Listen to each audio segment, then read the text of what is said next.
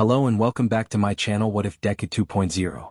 Join us as we delve into the realms of fanfiction and fantasy, bringing you the best stories and discussions. Today we're kicking off part 25 of our series, What If Deku Became the Villain Emperor? If you enjoy this video, please give it a like and subscribe for more content in the future. The author of this story is DekuVerse from Archive of Our Own. All the relevant links are in the description. Feel free to say hello to the author on their profile. Now let's dive into the fanfic. Well, I guess that's it for the battle. Conqueror declared in amusement as he stepped of the portal. Maria's fiery hair was now normal dark green air, her energy spent up. Yes it is, Rai Yoshihiro declared. I am afraid that from the entire force the creature rejection clan used to have, we only managed to evacuate less than 20%. Rai explained. We also lost Maria's husband, so expect her to be furious when she wakes up. We also lost most of the deployed Nomus. Conqueror's smile dimmed slightly. Well, that's not good at all. I really hoped that we could get at least half of her forces. But I take it that you tried your hardest, Rai didn't express any emotions as he replied, his eyes glowing purple as numbers appeared and flashed through them. Yes. But unfortunately Rabbit, Karma's second in command, is a terrorist to end all terrorists. And has an overwhelming love for suicide bombers and mass destruction weapons. She ended up blowing up and raining her entire firepower at the evacuation point. I chose letting your warper survive instead of choosing to evacuate, and Conqueror is eternally happy with that. Losing his warper, that specific warper, it would be a great blow to his forces. And I thank you for that. Now you can go rest. You more than earned it. Conqueror smiled and with that the connection cut off. There was a pause before Viper sighed. What an absolute cluster, she deadpanned. That was a nice summary of the whole day if Conqueror was being honest about it. That's putting it, he mused as he started walking off. You got a call from that idiot, asking how his creation worked up, she called out to him with an annoyed tone. I'll call him later on. Now, I have some matters to attend to, he called back, causing his personal Nomu maker to roll her eyes. Make sure to use protection, especially that you already put her under the mind control. I don't need to deal with another you, she shouted after him. Now she was being unnecessarily mean. Deku and Vengeance stumbled out of the portal into the League of Villains headquarters. The two of them not in the best of shape, though one of them far better than the other. Sir. Quicksilver ran to them, quickly taking her boss from Deku's arms before putting him down, letting him lay on her lap. What happened? The worry was substantial in her tone. Even her face showed it. Her wounds were dangerous and she bleeding, but she was more concerned about her boss. It's a long story. And I am too tired to do so. Deku replied with a sigh before looking around him with a frown. Deku quickly patched everyone's wounds, and revived quickly those who were killed by thankfully recovered. Including Hypnosis, Spinner, Mustard and Nagant. Once he did that, as well as fixing Vengeance's wounds, he promptly fell on the couch, his eyes exhausted, his body aching from all the fighting, his quirk took a toll on his body. Maria was very strong with the whatever medicine she took. Kurogiri was there helping everyone patch themselves and get some place to sit, until Deku had enough and ordered him to go rest. Kurogiri was on the verge of falling to quirk exhaustion, and it was horribly obvious. His kids are there, on the couch napping. They apparently were in the southeast, running a battle against their own army of Nomus and soldiers. It took them quite the fierce battle to win. Mahoro especially was exhausted since her creations were more deployed than the Nomus. That was far from an ideal battle? Deku commented. He was lying on the couch, barely having enough strength to raise his head. He will call upon some quirks to lift his exhaustion soon enough. Besides him, his girlfriends were all sitting on the couch, ready to help him to his room. None of them participated in the battle of today, so they weren't tired. But in hindsight he should have brought Shield Maiden, her strength would have been useful. No shit boss, replied Kana dryly. She was sitting in an armchair, obviously drained. Still in her villain outfit, she was too tired to take it off before resting for a bit. I was overwhelmed by the sheer numbers of soldiers. I got a good number of them, but then they got me. That's much better than being ganged up on by Nomus, not gonna lie. Spinner mumbled to himself. His villain outfit was torn up from multiple places, and his equipment was destroyed. I wish we were there, maybe we could have helped you a bit, sighed Mr. Compress. He, like the rest of the levelers, wasn't part of this operation, so he wasn't wounded. I must say that hyperthermia chick is really a weapon of mass destruction. Would have been dead if it weren't for her, chuckled Tuya, smiling slightly. One non-wounded member, but thoroughly exhausted and on the verge of quirk exhaustion, with his skin irritated by the quick switching between heat and cold quickly. Stain would have added something, but he was still in his bedroom resting after Kana forced him there and roped him. He ran into a high-end Nomu, and while he succeeded in slaying it after some rather extreme duel, he got wounded pretty nastily and almost lost his hand. He will need a day-long nap before Kana allowed him to get out of their room. Toru and Kyoka are on Deku's dudes, wrapping their arms around his body, and leaning their hands on his shoulders. Himiko was sitting on his lap, resting on his chest while he was trying to stay asleep. Melissa was walking between them, trying to offer whatever help she could to everyone, some he was eternally grateful for. Tamura is also here. He was one of the league members that died and he didn't seem that bothered by it, just tired in general. He was already playing a video game in the back, his preferred form of chilling down after excess stress. Mustard was back to his room after Deku revived him from his dead state, where he promptly fell asleep after the long night. The gas user was one of the least luck, having his enemies wielding gas masks. It turned into an all-out firefight with guns and bombs, and while Mustard amazing job, he could only do much when faced with large numbers. So, was it worth it? Hypnosis finally asked once the silence turned awkward for them. Besides him, Howler was clinging to him and whimpering like a puppy. She was terrified when his corpse was brought back. "We'll find out tomorrow," replied Deku with a sigh as he summoned few quirks to give him enough energy to go to bed. He was followed by his wives, all grinning mischievously with excitement. Mastermind, who was brought back to check on him, joined in. Momo and Ochako were already swapped with twice clones. "Looks like he is so getting laid tonight." After reaching his bedroom and undressing, he quickly asked them for a quick timeout to report to the UA and its allies. They pouted but allowed it nonetheless. How sweet of them. The UA War Council. Mindscape, provisional, had joined the group chat under the default nickname Mrs. Bakugo 1. Spyglass, provisional, had joined the group chat under the default nickname Mrs. Bakugo 2. Mrs. Bakugo 2, hello everyone. It's an honor to meet you all. Mrs. Bakugo 1, what my dear friend said. I hope our partnership will come to fruition, and weed out the unpleasant villains in this country. Mrs. Bakugo 2, whether they are legals or not. The brain. I spy. Hawks, that's your nicknames? Mrs. Bakugo 1, you got a problem? Smiley face. Hawks, of course not. Mrs. Bakugo 2, good. Mad Bomb. Small Might, hello, they're my favorite juniors' girlfriends. Mad Bomb, Psycho Mira WTF? Mrs. Bakugo 2, I already made it clear that I love you, didn't I? I don't see a reason why I should mask my intentions. Mrs. Bakugo 1, I like your surname. Captain America, I think their nicknames are super cool. Captain America, and super cute. Mrs. Bakugo 1, X. Mrs. Bakugo 2, Tichex. Mean Rabbit, Simp's tongue sticking out. Mrs. Bakugo 1, I know who your boyfriend is, smiley face. Mean Rabbit, Hal. I was kidding, damn it. DX. Knuckles Beach, who that? Driller Thread, I sense shenanigans incoming. I have a bad feeling about this. Nijire's mom, how? Mrs. Bakugo 1, I have my ways. Mean Rabbit, I am in danger. Fashion statement, are we missing something here? I spy what boyfriend Mindscape. Mrs. Bakugo 1, nothing to concern you. Mad Bomb, Psycho. Mrs. Bakugo 2, back to business? The brain, naturally. The brain. I'd like to congratulate everyone involved in our recent operation against the Creature Rejection Clan. The brain. According to the current reports, we have killed or arrested no less than 3,320 active members of the CRC. The brain. The organization is down by about 80% of members, and has lost their bases, their money, their equipment, and their morale. The brain. Now with Shigaraki-san assaulting the High Cathedral, the chances that Maria is dead by now are extremely high. Mean Rabbit, awesome. Hot Bird, yes. Small Might, yes. Mad Bomb, hell yes. Mrs. Bakugo 2, yay. Mrs. Bakugo 1. Congratulations everyone. Fashion statement, this fashionable. The brain.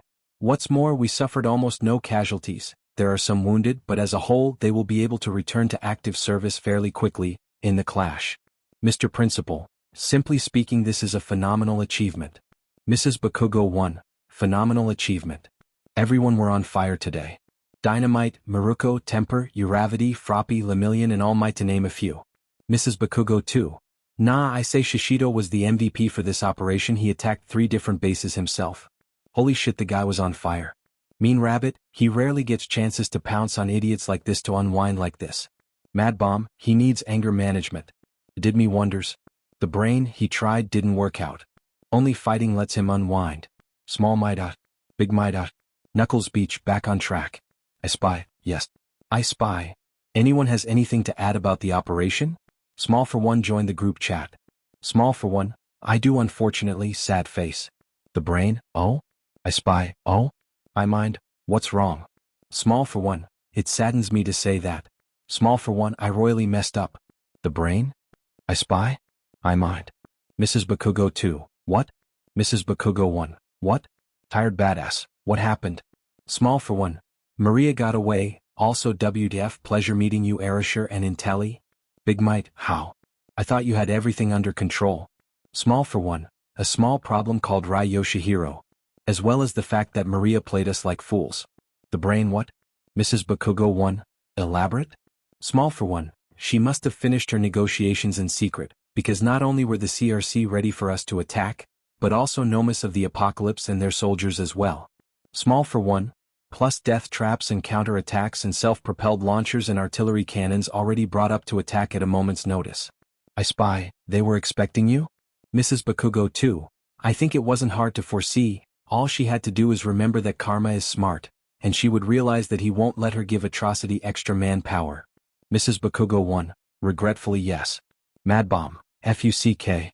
Small for one, that's putting it lightly. When I was training with Dad, he narrated to me how paranoid Maria was, but I still underestimated her. And now I paid the price. The brain, you had that bad of losses. Small for one, I lost 70% of my Nomus, a lot of soldiers of my Annihilation Army, and almost my entire force of supervillains. The brain? I spy? Small might? Big might? Mrs. Bakugo 2? Mrs. Bakugo 1? Mrs. Eraserhead, what? Mean Rabbit, what? Knuckles Beach, what? Captain America, what? Fashion Statement, what? Driller Thread, what? Tired Badass, how the hell is that possible? Mad Bomb, WTF? Small for one? Yeah, Vengeance was almost killed by Atrocity as well. Big Might, Atrocity? Wasn't he on the brink of death? How did he beat Vengeance? Small for one, with all the mad science around, he was probably preparing his perfect vessel against us. Small for one, he completely walked through Vengeance and yes, while using his Bankai he calls it they sue us. Mad Bomb, how the F is this possible? Small for one, well I am not sure but I felt incredible power coming from him, it was like my and all might stockpile, but he was able also emit the energy outwardly. Small for one, his aura had this pressure that had me think twice before charging, I was at 100% for F's sake. Small might, what? Mad Bomb, what? Mrs. Bakugo 1, oh dear. Mrs. Bakugo 2, what a drag. Small for one. Maria also took some form of injection when we started our duel, her power skyrocketed that she single-handedly kept me busy and away from the battles. I crushed her, but Atrocity come to her rescue, and I couldn't chase after them because Vengeance was in too bad of a shape to leave alone. Mad Bomb, how the F did that guy lose? He is, and I hate saying it, ridiculously overpowered. Small for one. Atrocity has a hypnosis quirk, one powerful enough that once you witness him shattering a mirror made of energy once, you succumb to his spell. Small might, hypnosis? Small for one, no. Perfect hypnosis. He can manipulation how you perceive things freely. Mass, shape, smell, hearing, sense of directions, even taste. The brain, oh dear, this is truly a troublesome ability. Mrs. Bakugo 1, no quirk is without weaknesses, how do we escape it? Small for one, I have no idea. Mad Bomb, all you have to do is fight him blind. Nerd, you didn't fall for his spell, right? Just use some sensory quirk and you win. Small for one, a small problem, he is powerful enough to keep me contained or with some luck, win. I told you that Maria kept me occupied and he is stronger. I have confidence in my abilities, but I must make sure it's a fair one-on-one before engagement. Small for one, and considering how smart Dad's former second-in-command truly is, that won't be easy. We don't even know where the hell is his base. So I can't even launch an assault on him. Big Might, shit. Mad Bomb, a good summary. Small Might, your casualties? Small for one, if I didn't have Overhaul, the quirk, then I would have declared that I lost Vengeance, Quicksilver, Reaper, Mustard, Spinner, Hypnosis and Lady Nagant. But I was able to revive them in time. Knuckles Beach. WTF happened exactly? You're usually painfully good with assaulting your enemies. What changed? Small for one. Rai Yoshihiro countered my plots perfectly, Atrocity and Maria gave him enough resources and info, and he crafted them counter plans and contingency plans as well. Rabbit honestly did excellently considering we killed Maria's husband and most of the retreating forces. Mrs. Bakugo 2, the nature quirk guy is dead? Mrs. Bakugo 1, how did he die? Small for 1, he tried to fight the arch-arsonist and hyperthermia. She kept him occupied, but he underestimated how powerful her quirk is. Imagine Geeton on trigger, and she used Misty Ice to freeze all his plants at once. Small for 1. Then right as she did that, arch-arsonist launched a full-powered prominence burn point blank, effectively annihilating the guy, along with a large number of retreating members. Small for 1. I estimate that from the high cathedral forces, Maria still has only 17% to 18% of her full forces. I spy. Actually, those are excellent results. Regretfully not perfect, but we couldn't ask you for more. Especially that we only got rid of a bit less than 80% ourselves when our plans went on without a hitch. Small Might, how are you doing? Mad Bomb, must have been a long day. Small for 1, tell me about it, sigh. Small for 1, I'm eating dinner, taking a quick shower, then going straight to bed. Small for 1, it's very reassuring that I have people to comfort me at nighttime. I love my wives. Seeing my friends and family mangled and dead wasn't a nice experience. Hot bird, ouch. The brain, I recommend seeing a therapist. Small for 1, I'll visit the academy with the others later, good thing I hired counselors and therapists there. Mrs. Bakugo 1, that's surprisingly responsible of you, smiley face. Mad Bomb, well, it could have been worse. This ain't a shitty deal to take. Speaking for the UA War Council and allies, we are more than satisfied with the results. Mad Bomb, thank you for your cooperation, Karma. Go get some rest, you earned it. Mrs. Bakugo 1, smiley face. Mrs. Bakugo 2, smiley face. Big Might. Small Might. I spy. The brain. Small for 1, thank you, I'm so tired right now. Mad Bomb, understandable, have a good night. Small for 1 left the group chat. Mrs. Bakugo 1, you were sweeter than usual today, dear, smiley face. Mad Bomb, almost losing your friend sucks the most, I'll know it best. Small Might, same. Tired badass, nothing sucks more, yes. Mrs. Eraserhead, ouch. Hashtag the Shigarakis. Demon Nerd, I wish to announce that the League of Villains had majorly messed up. Demon Lord? Ice Angel? Green Beauty? Hell Devil? Yeah, what a cluster if that battle was. Handyman, dying sucks too, it's just cold darkness. I hate cold. Rabbit, I really should annihilate the Hummerise and stop Rai Yoshihiro from up our plans, this is getting increasingly annoying. Demon Lord, that bad? Demon Nerd, they were prepared, Dad, their forces countered ours, most of my squad suffered bad losses, some of their leaders needed to be resurrected with overhaul, and the worst is that Maria somehow took an injection that let her fight me as an equal. Demon Lord, meanwhile Vengeance fought Atrocity, who got a new body, and had a power that reminded me of my own and One for All's, but the energy was usable for external attacks. He also had an annoying hypnosis quirk that he used against Vengeance. Demon Lord, he got it back. Demon Nerd, back? Demon Lord, I took that quirk because I found it to be dangerous, so where the hell did he get a backup copy? Demon Lord, ugh, probably had his blood stored just in case. That perfect hypnosis quirk was a pain, I took it but his vestige proved to be annoying, so I discarded the quirk into a Nomu that I killed. Green Beauty, how did you kill him, by the way? And why? Demon Lord, 1, he wanted to backstab and kill me. 2, he was a quirkist who hurt the quirkless. 3, he would torture complex mutants for fun. 4, he was an as in general. 5, he was an ass to Tenko, so I murdered him. Ice Angel. Hell Devil, sheesh, F him. Mini Maruko. Yeah, I am so tired and words fail to describe how much I want to pin that annoying smartass down. Green Beauty, pin him down? Demon Lord, excuse me? Demon Nerd, excuse me? Mini Maruko. Well yeah, how else should I arrest him? Doubt he would let me recruit him willingly. Mini Maruko. I could just drop him to UA, but he proved to be too dangerous. Ice Angel, they'd putting it lightly. Demon Nerd, anyways, good night everyone. The list of Japanese supervillains, after the assault on the High Cathedral. Sis rank. Karma, Shadow Empire, League of Villains, rank 1. Atrocity, The Apocalypse, rank 2. Mastermind, League of Villains / Meta Liberation Army, rank 2. Maria, Creature Rejection Clan, rank 3. Vengeance, League of Villains / Annihilation Army, rank 3. Rabbit, League of Villains / Villain Academy, rank 3. Poseidon, League of Villains, rank 4. Mightless, League of Villains / Quirkless Liberation Front, ranks 4. Consequence, League of Villains / Quirkless Equality Movement. Rank 4. Beast, Inhuman Supremacy Party. Rank 5. Rank. Reaper, League of Villains / Annihilation Army. Rank 5. Shield Maiden, League of Villains / Villain Tech. Rank 5. Dobby, League of Villains. Rank 5. Quicksilver, League of Villains / Annihilation Army.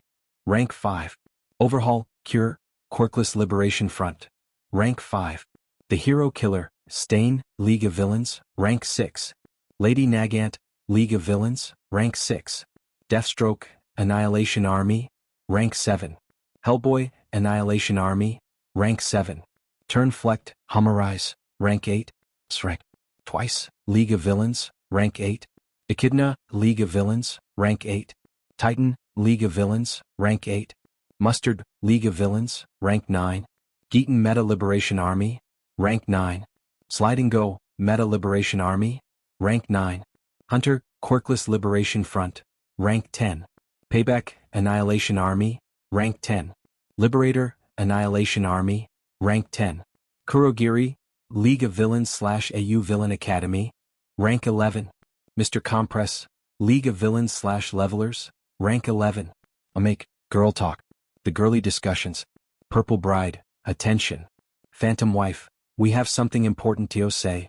You all need God? Alien Queen, what is it?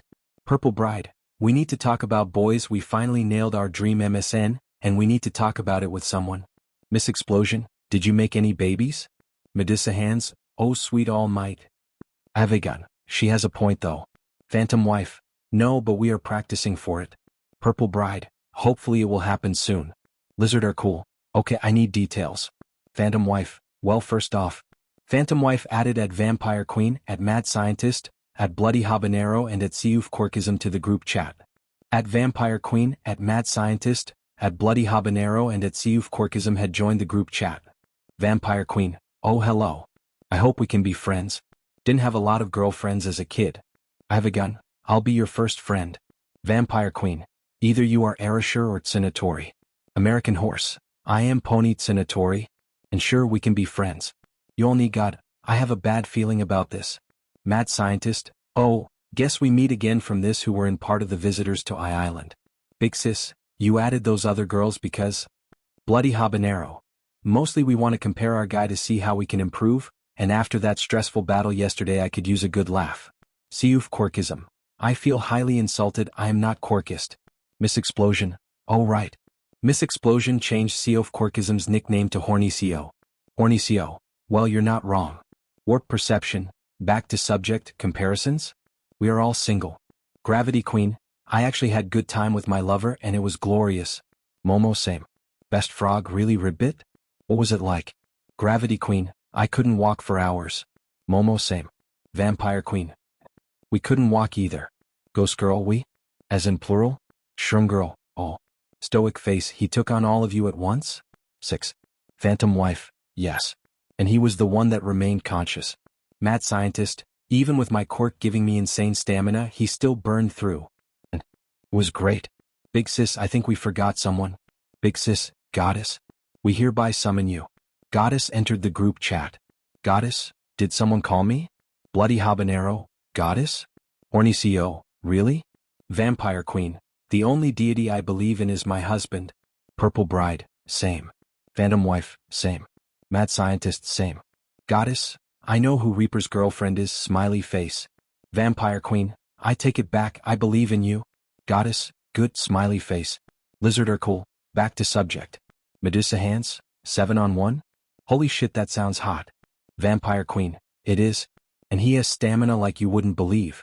Horny CO, and useful quirks. Sunflower, what quirks could be used in the bedroom? Purple Bride, I'm pretty sure my husband could go for hours in answering. Best Frog, sounds cute ribbit.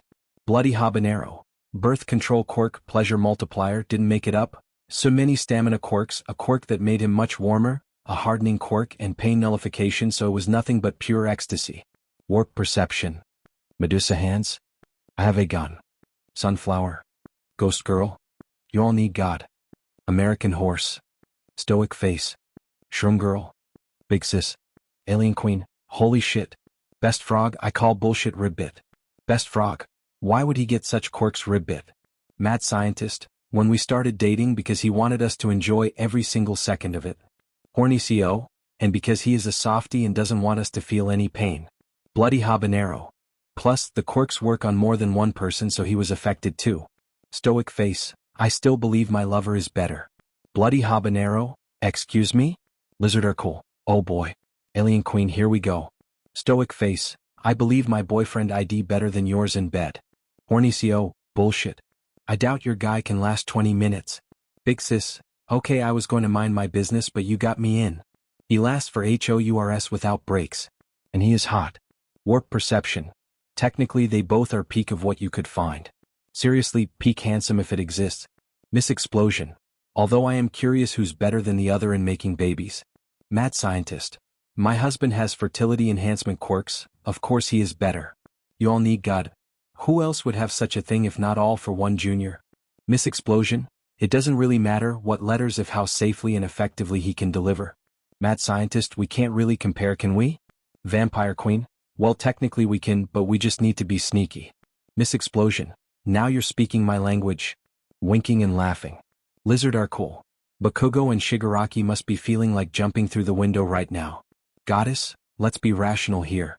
Warp perception, finally. Goddess, we need to make the comparison to talk about how they are in general, from the start to the end. Warp perception. Best frog. Someone is curious. Ribbit. I have a gun. I'm game. Horny CO. Okay, does your boyfriend have abs? Stoic face. I never saw someone having right packs before. Katsuki. Ghost girl. I thought those are a myth. Vampire queen. Deku has 8 packs too. You all need God. Lizard are cool. Shit, I feel painfully single right now.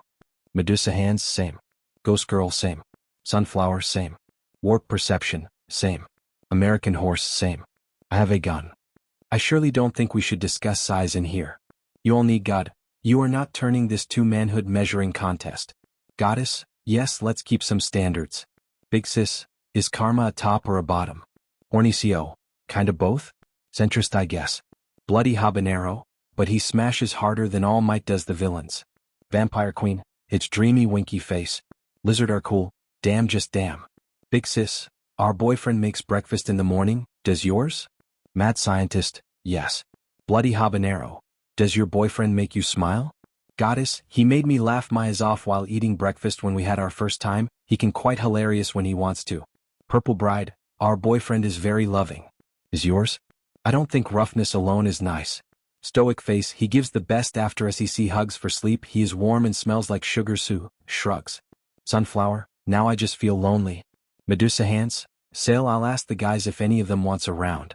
You all need God, you can't be serious. Medusa hands left the group chat. You all need God, and she is gone. Momo, I hope she has a good time. Alien queen, what about you Momo and Ochako? What are your opinions? Gravity queen, my sweetheart gives the best of smashes, hugs, kissing and petting and I'll fight whoever says otherwise. Mad scientist, you're on. Big sis, you're on. Lizard are cool. Yamamo? Momo, an experience like none other before. I love my boyfriend and I hope we get married once I graduate. He is such a loving kind man. Lizard are cool, F that. I'm grabbing Tetsu for a confession and a lovemaking session. And even God can't stop me. Vampire queen, Deku wouldn't bother to try, smiley face. Lizard are cool left the group chat. Warp perception, well that happened. You all need God. Well I think we should draw this to a close before all if you try to get hooked up sinfully. Ghost girl, I am confessing to Tokoyami. American horse, I'm asking a ways out. Shroom girl, I'm asking Korwaro out. American horse left the group chat. Shroom girl left the group chat. Sunflower, you know what? I always thought Monomo was cute, and since he stopped bothering 1A he became a pleasant guy. Sunflower left the group chat. Vampire queen, Gravity queen, I think we kinda. Mad scientist, we spread the horny out. Goddess, wait, this wasn't you intentions? Horny CO, no, but I should have seen this coming. Alien queen, well I'll go rock AG's world upside down later. Alien queen left the group chat. You all need God, I'm so done with you all. You all need God left the group chat. Big sis, so wanna keep comparing? Miss explosion, I wish we had our own adopted daughter or Dawn to see how nice Splody is. I have a gun. Maybe one day, maybe one day. Bloody habanero, I have a feeling like you jinxed it. Phantom wife, Well, how much can your guy hold out in a straight contact? Stoic face, more than yours. Gravity Queen, this discussion is going to take hours. Momo, well, I grab snacks so I don't mind. Goddess, same. Meanwhile, Katsuki Bakugo, guys, do you also hear boss music? Usagi Midori, yes, and I am genuinely scared. Mirio Togata, maybe your lovers are plotting your demise together. Katsuki Bakugo, by demise you probably mean how to get as many kids out of us as possible. Usagi Midori, I still can't believe you guys didn't tell me how great lovemaking is. Katsuki Bakugo, we didn't think you would listen. Mirio Togata, plus, I don't think it's appropriate to have that type of chats on gaming chats while playing. Usagi Midori, right. Katsuki Bakugo, my babes are still better than yours. Usagi Midori, how dare you? Mirio Togata, please don't turn this into a contest. Katsuki Bakugo, you just don't want to admit that your chick is nothing compared to any of ours. Mirio Togata, now you've done it. Nijiru-chan is better than any of your girlfriends. Usagi Midori, let's talk it out then. See who has a better love life. Katsuki Bakugo, you're on nerd.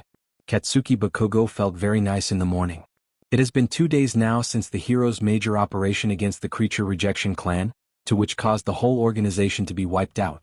Complex mutants throughout Japan were celebrating wildly, and if the gossip his mom sent him was correct, his neighborhood alone was still on fire. Despite it being 2 days now, the high of the hero's victory hasn't worn off the public. And let's not forget the PR boost UA had gained over the commission thanks to that. The UA made sure to stress that Karma's absolutely earth-scorching attack had nothing to do with them, and that they purposefully left the High Cathedral last on their operation. The fact that they did manage to stage a skirmish with the League members, twice clones, but the public and Hero Commission don't need to know that, made things very believable. The Mad Bomber woke up just to see that his bed, ponytail ended up making him a bigger one on his girlfriend's request, was crowded by 5 more people. It was cute, they were all in pajamas. They didn't do anything spicy last night. Katsuki was too busy with arguing with Mirio and Izuku over who is the best girl, or girls, between their girlfriends. An argument that, he has no idea how it happened. Took 3 hours before they had to disconnect because their girlfriends pulled them off their phones. They'll probably resume their talk later. And Katsuki refuses to lose the bet. He silently and tactfully untangled himself from the dog pile before he quickly went downstairs for some breakfast. Everyone was probably downstairs already. But what he was greeted by was silence instead. There was literally no one, some guys but not a single girl in here. And that was weird, at least to Katsuki, because usually the girls are up even before other guys, except for those who wake up to work out like him. Ijiru, Denki since the summer camp, Tagaru and some others, are awake. With a shrug, he quickly went to the kitchen, then started to make some breakfast for everyone. He'll put it in thermal boxes for the guys so the food would stay warm. It was then that he heard a groan behind him. Katsuki turned to see Ijiru walk to the kitchen, looking like an absolute mess, tired, ruffled up, his hair was down and messy, but the world's goofiest smile on his face. Katsuki was there before and could tell exactly what he was seeing. With a grin he pointed at his redhead friend. You red-headed jackass. You and Raccoon Eyes finally hooked up, didn't you?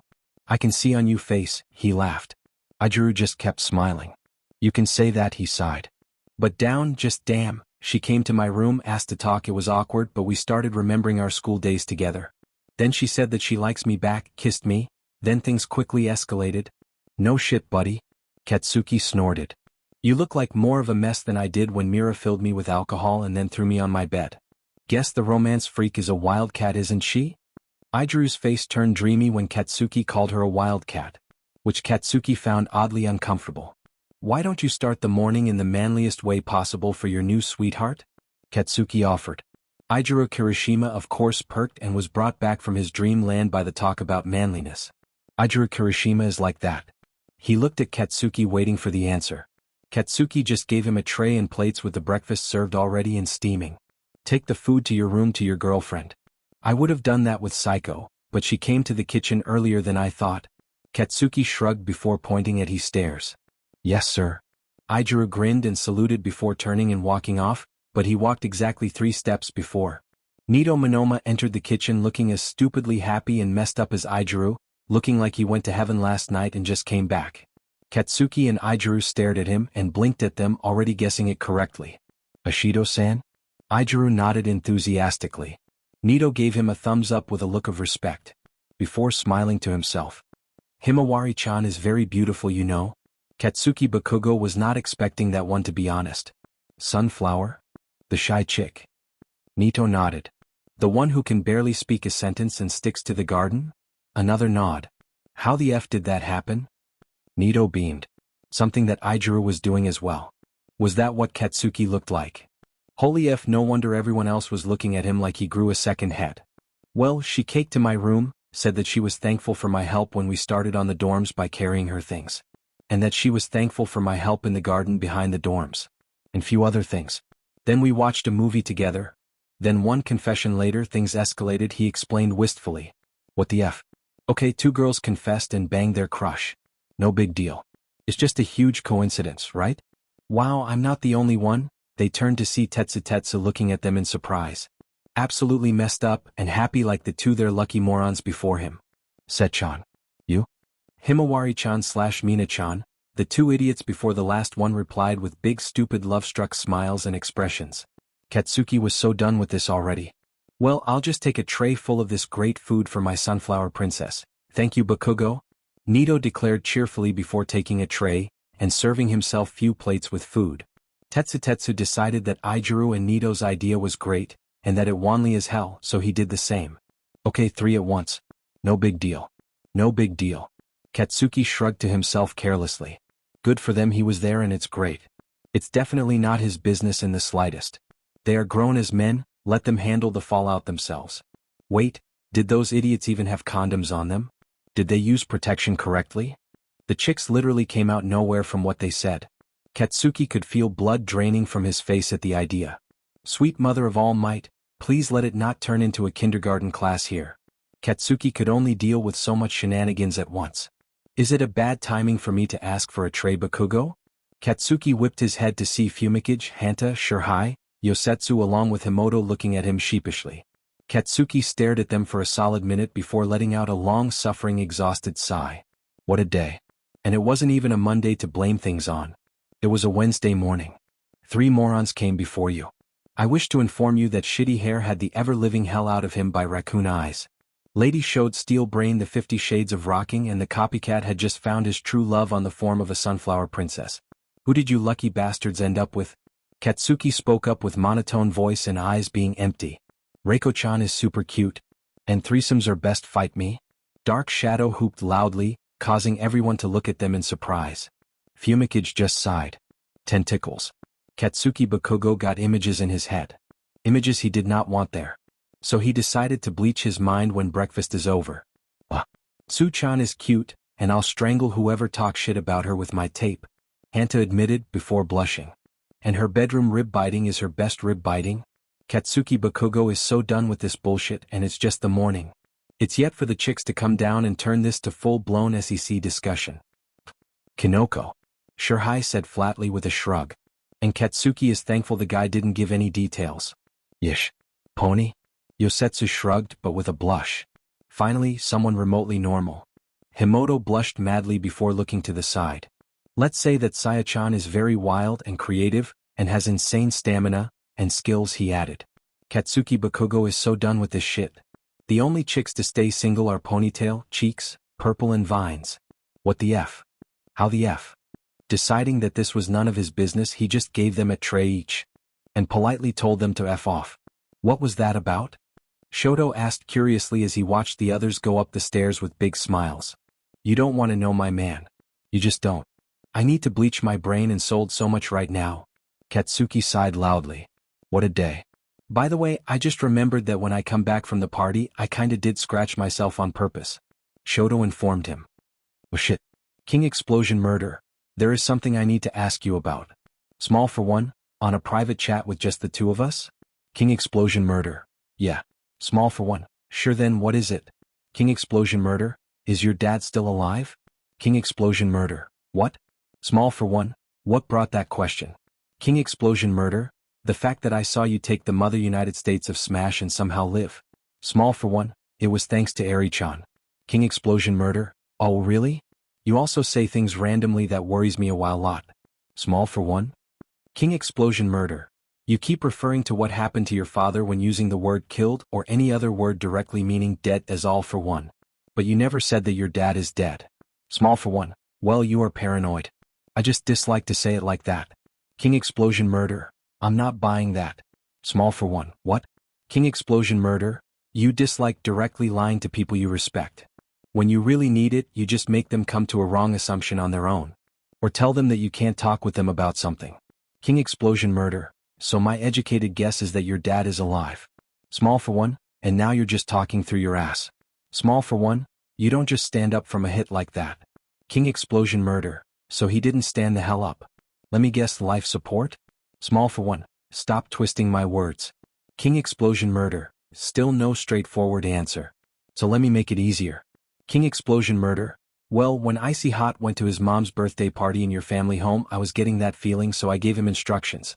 If he saw All for 1, he would scratch himself slightly, nothing too big, but something for me to notice. So even if you erased his memory, I would still have something to tip me of. Winky face. Small Might. What?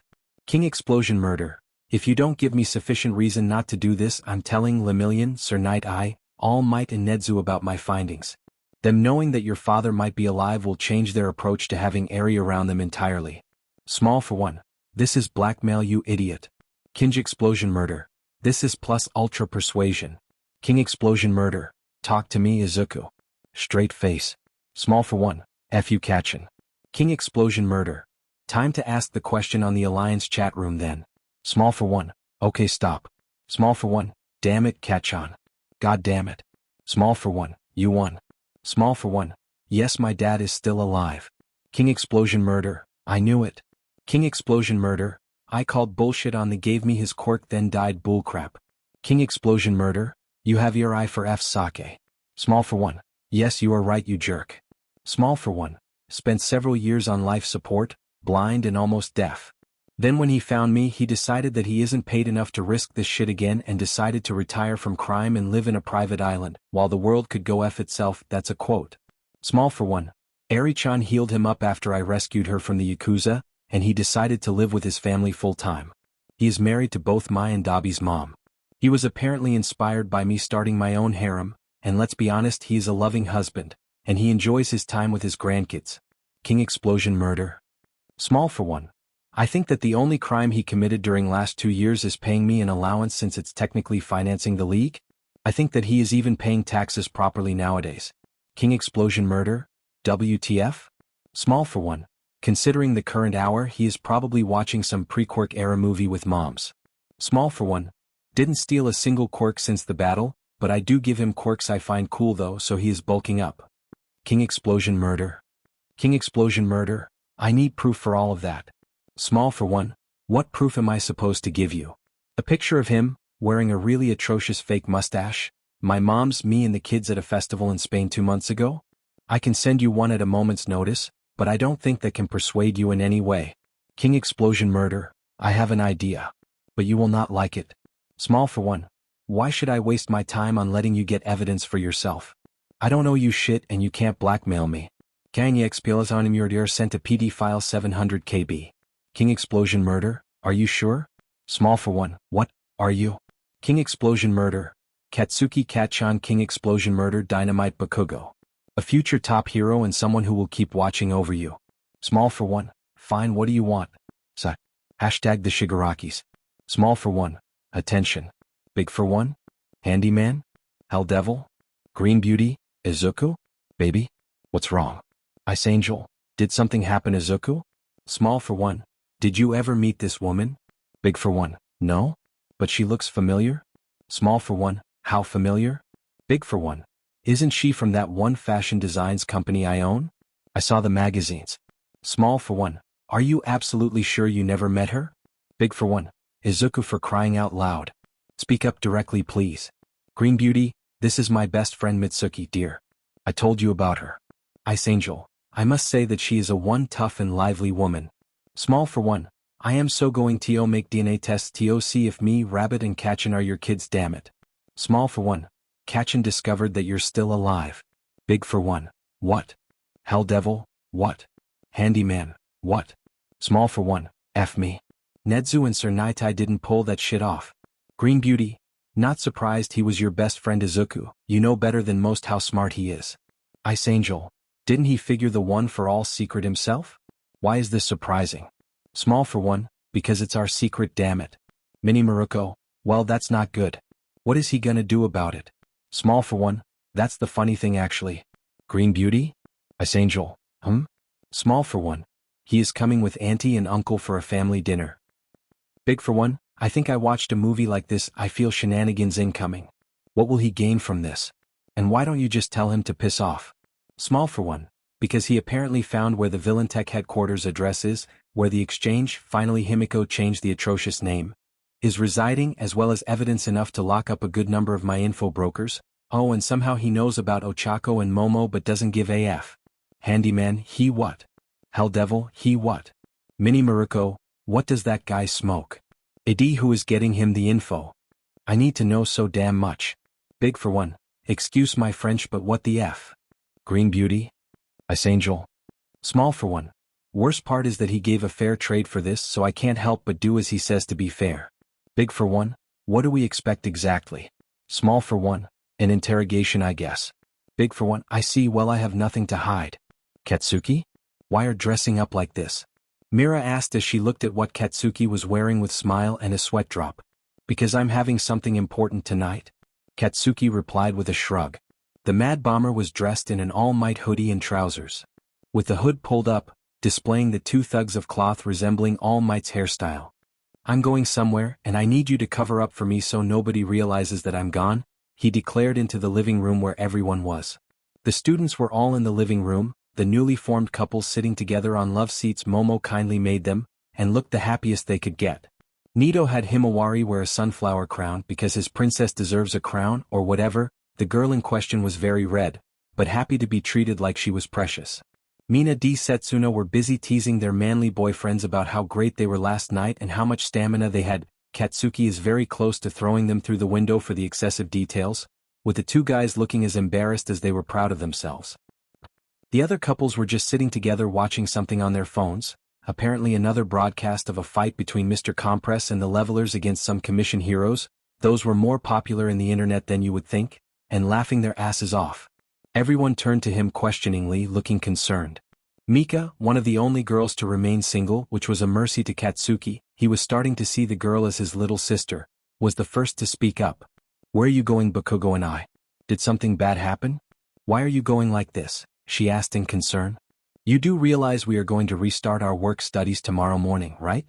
We were given 3 days to rest up after the raid, but that's it. Ponytail reminded helpfully. She was sitting on her own, but she apparently from the reveal did in fact, along with Cheeks, which might or might not have made him an icy hot feel protectiveness overwhelm them, did have a boyfriend, whom she already banged all the way to Kingdom Come. Yeah, I know. Don't worry, I'll be back in few hours tops. It's just an awkward family matter. Nothing fancy to worry about either. Katsuki waved off. Froggy gave a quizzical look for few seconds before she spike up. Why the hoodie then, Bakugo-chan? If it's a family matter, then why dress up in All Might's merchandise? The frog girl didn't have a brain-mouth filter option and would say whatever she thinks whether others like it or not. She was like that.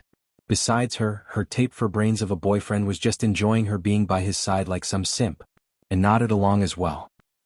Because one of my family members isn't a big fan of All Might, and seeing him twitch from saying me dressed in an All Might hoodie would be too priceless to pass up. Katsuki shrugged. It was technically true. All for one hates All Might and would definitely twitch from seeing it. And he was Izuku's family who was like family with his. So, he was technically saying the truth to his friends. Technically. Sounds like you alright, you overly sadistic jackass. The Medusa hands deadpanned at him with a smirk.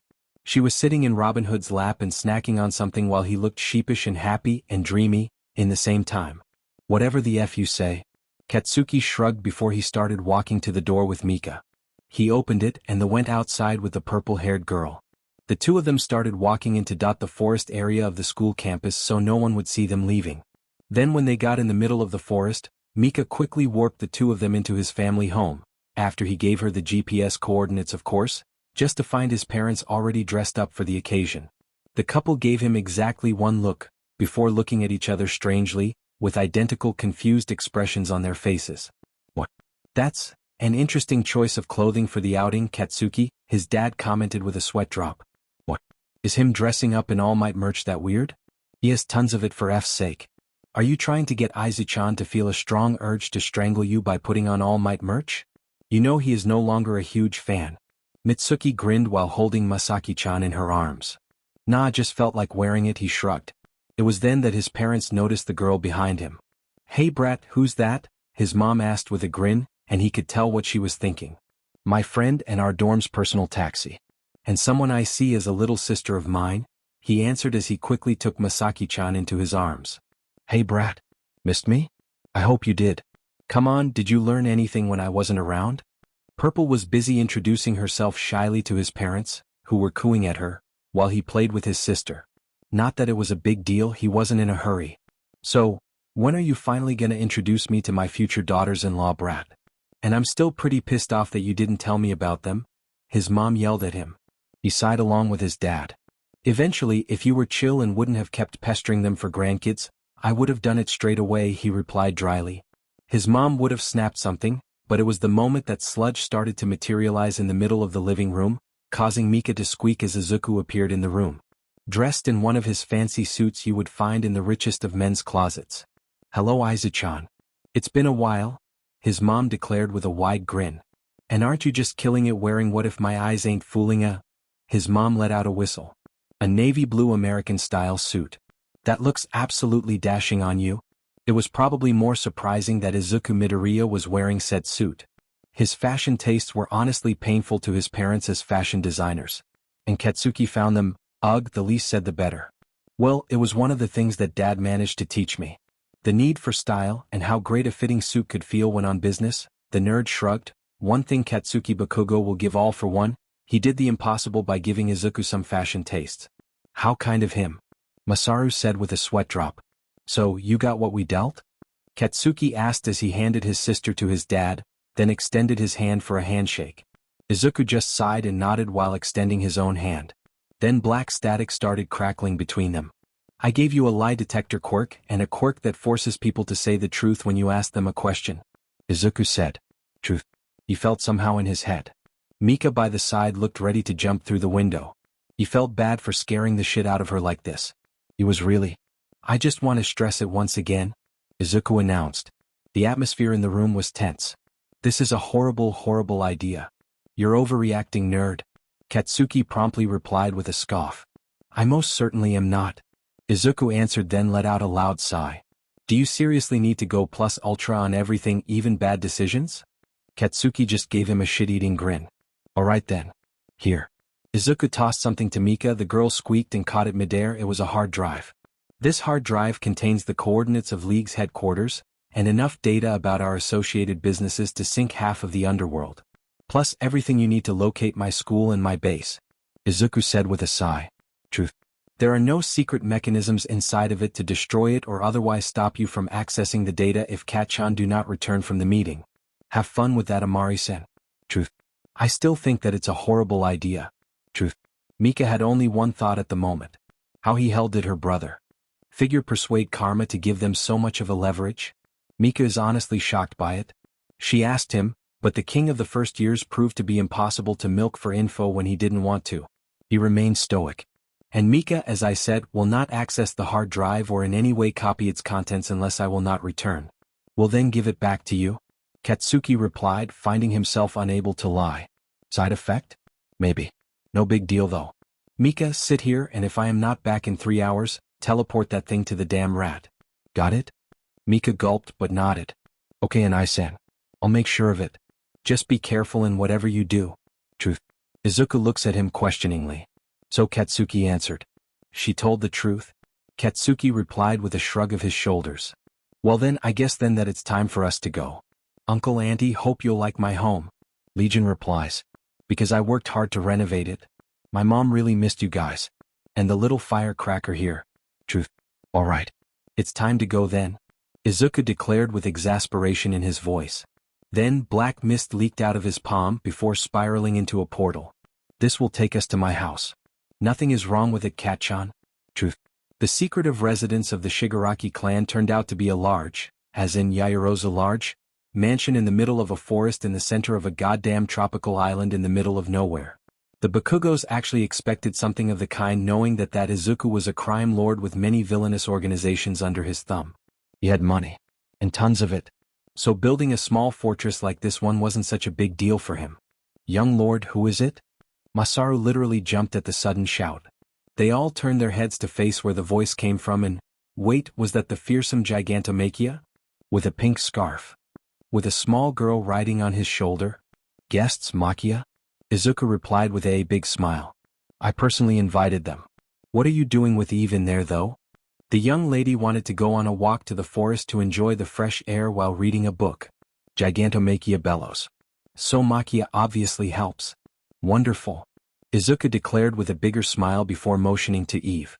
The girl looked at him before growing bat wings and flying straight to them quickly. As she landed in front of them, she robotically walked to Izuku before giving him a hug. Welcome home, father. It is nice to see you, the kid said in the most blank of tone possible. Before she turned to them and greeted them. This is a big island? Masaru commented with a sweat drop. I know, right? Hey Izuchan. You mind me swinging by to swim with Inko every once in a while? Because damn if this island ain't fantastic. Mitsuki is blunt, cheerful, and doesn't give a crap that she says. Sure.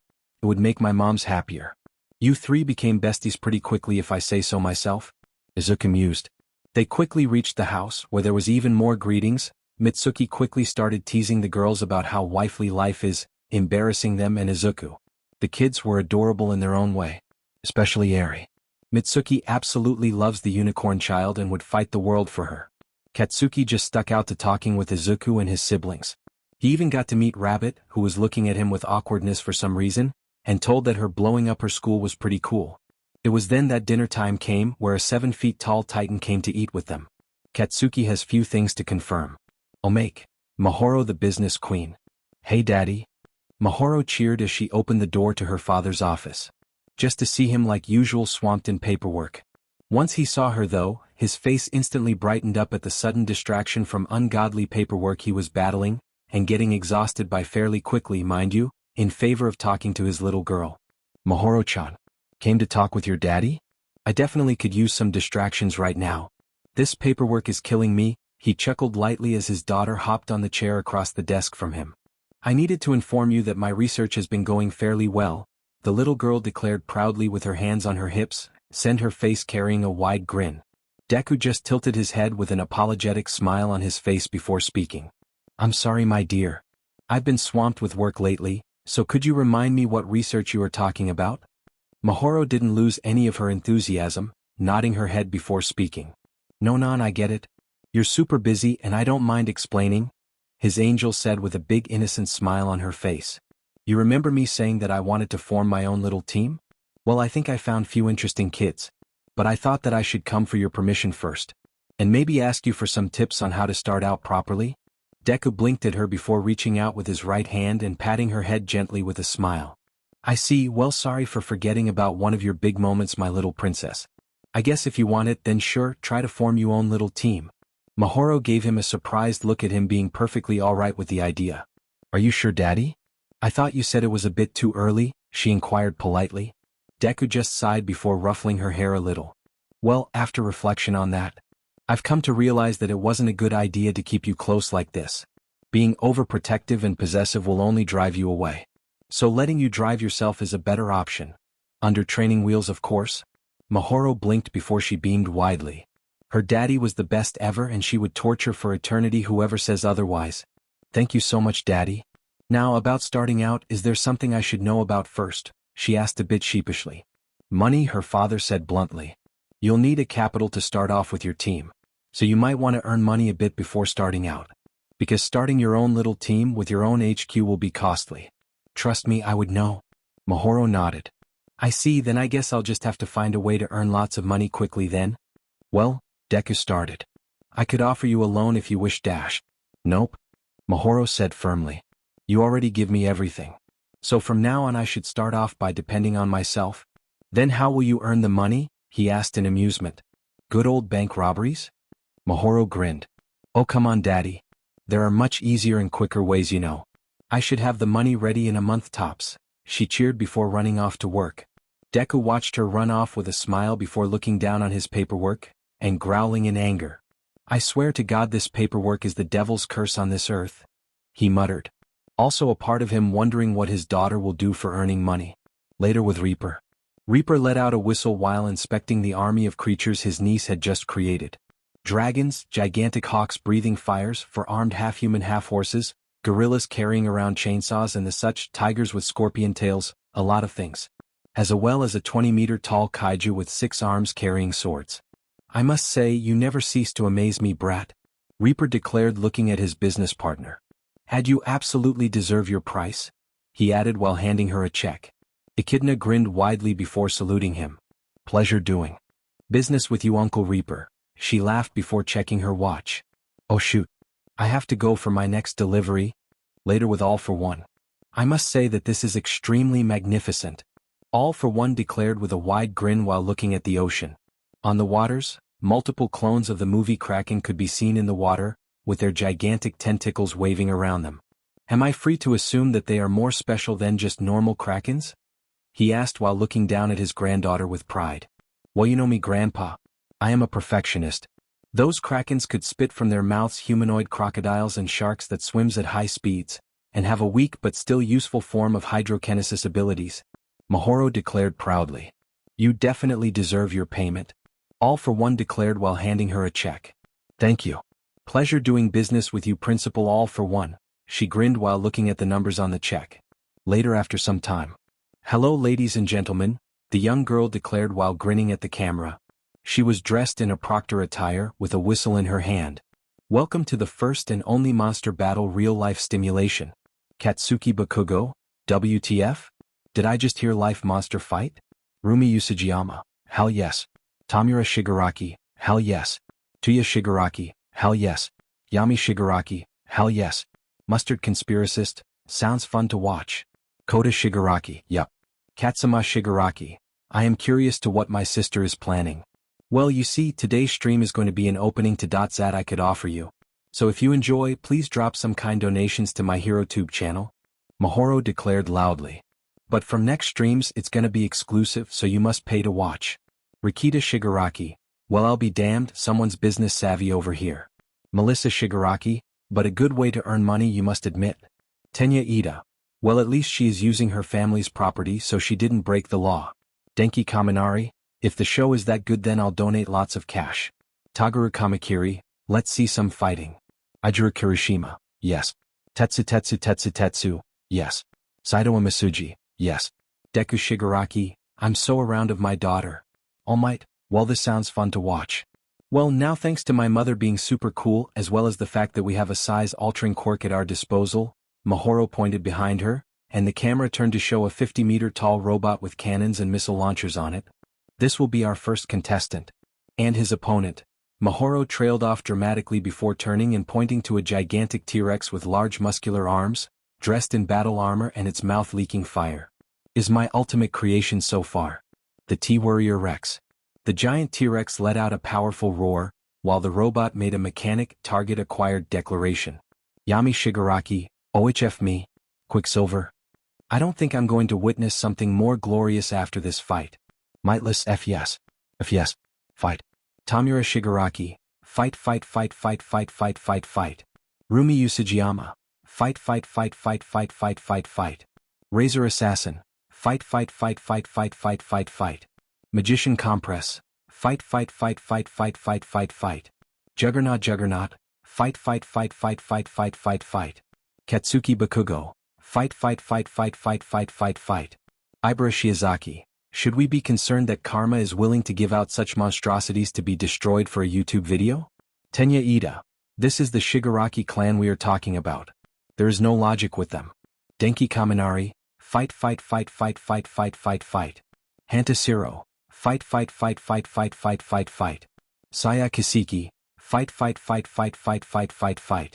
Mr. Hypnosis, fight. Mrs. Hypnosis, fight. Tagaru Kamakiri, fight. So now, ready to start the battle? Mahoro declared with a grin. Okay then. Fight. The two monstrosities charged at each other. Later. Ah! So much cash. Mahoro cackled as she was literally swimming in the money she cashed from Zelo her checks and streams for the past month. Well, she surely made a fortune. Melissa's sweat dropped seeing Mahoro in a swimsuit swimming in her money. Well, she earned fair and square. With her smarts and meta ability. That's how life should be in my opinion. Rikita shrugged. Everyone from the league decided to ignore Izuku filming his daughter swimming while he was on the verge of crying. The secretive residence of the Shigaraki clan turned out to be a large, as in Yaoyorozu large, mansion in the middle of a forest in the center of a goddamn tropical island in the middle of nowhere. The Bakugos actually expected something of the kind knowing that Izuku was a crime lord with many villainous organizations under his thumb. He had money. And tons of it. So building a small fortress like this one wasn't such a big deal for him. This is definitely a very big island. Masaru commented with a sweat drop. Becoming a true master understatements. This place was insanely huge. How Izuku got such a place was definitely beyond them. I know, right? This place is like those fancy Hawaii islands people pay shit ton of dollars to visit for their holidays. Mitsuki grinned before looking at Izuku. Then she ruffled his hair. Hey Izu-chan. You mind me swinging by to swim with Inko every once in a while? Because damn if this island ain't just fantastic for that. Mitsuki Bakugo is blunt, cheerful, and doesn't give a crap about what she says. She is like that. Sure. Izuku replied cheerfully. He looked genuine with his words. It would make both my moms very much happier.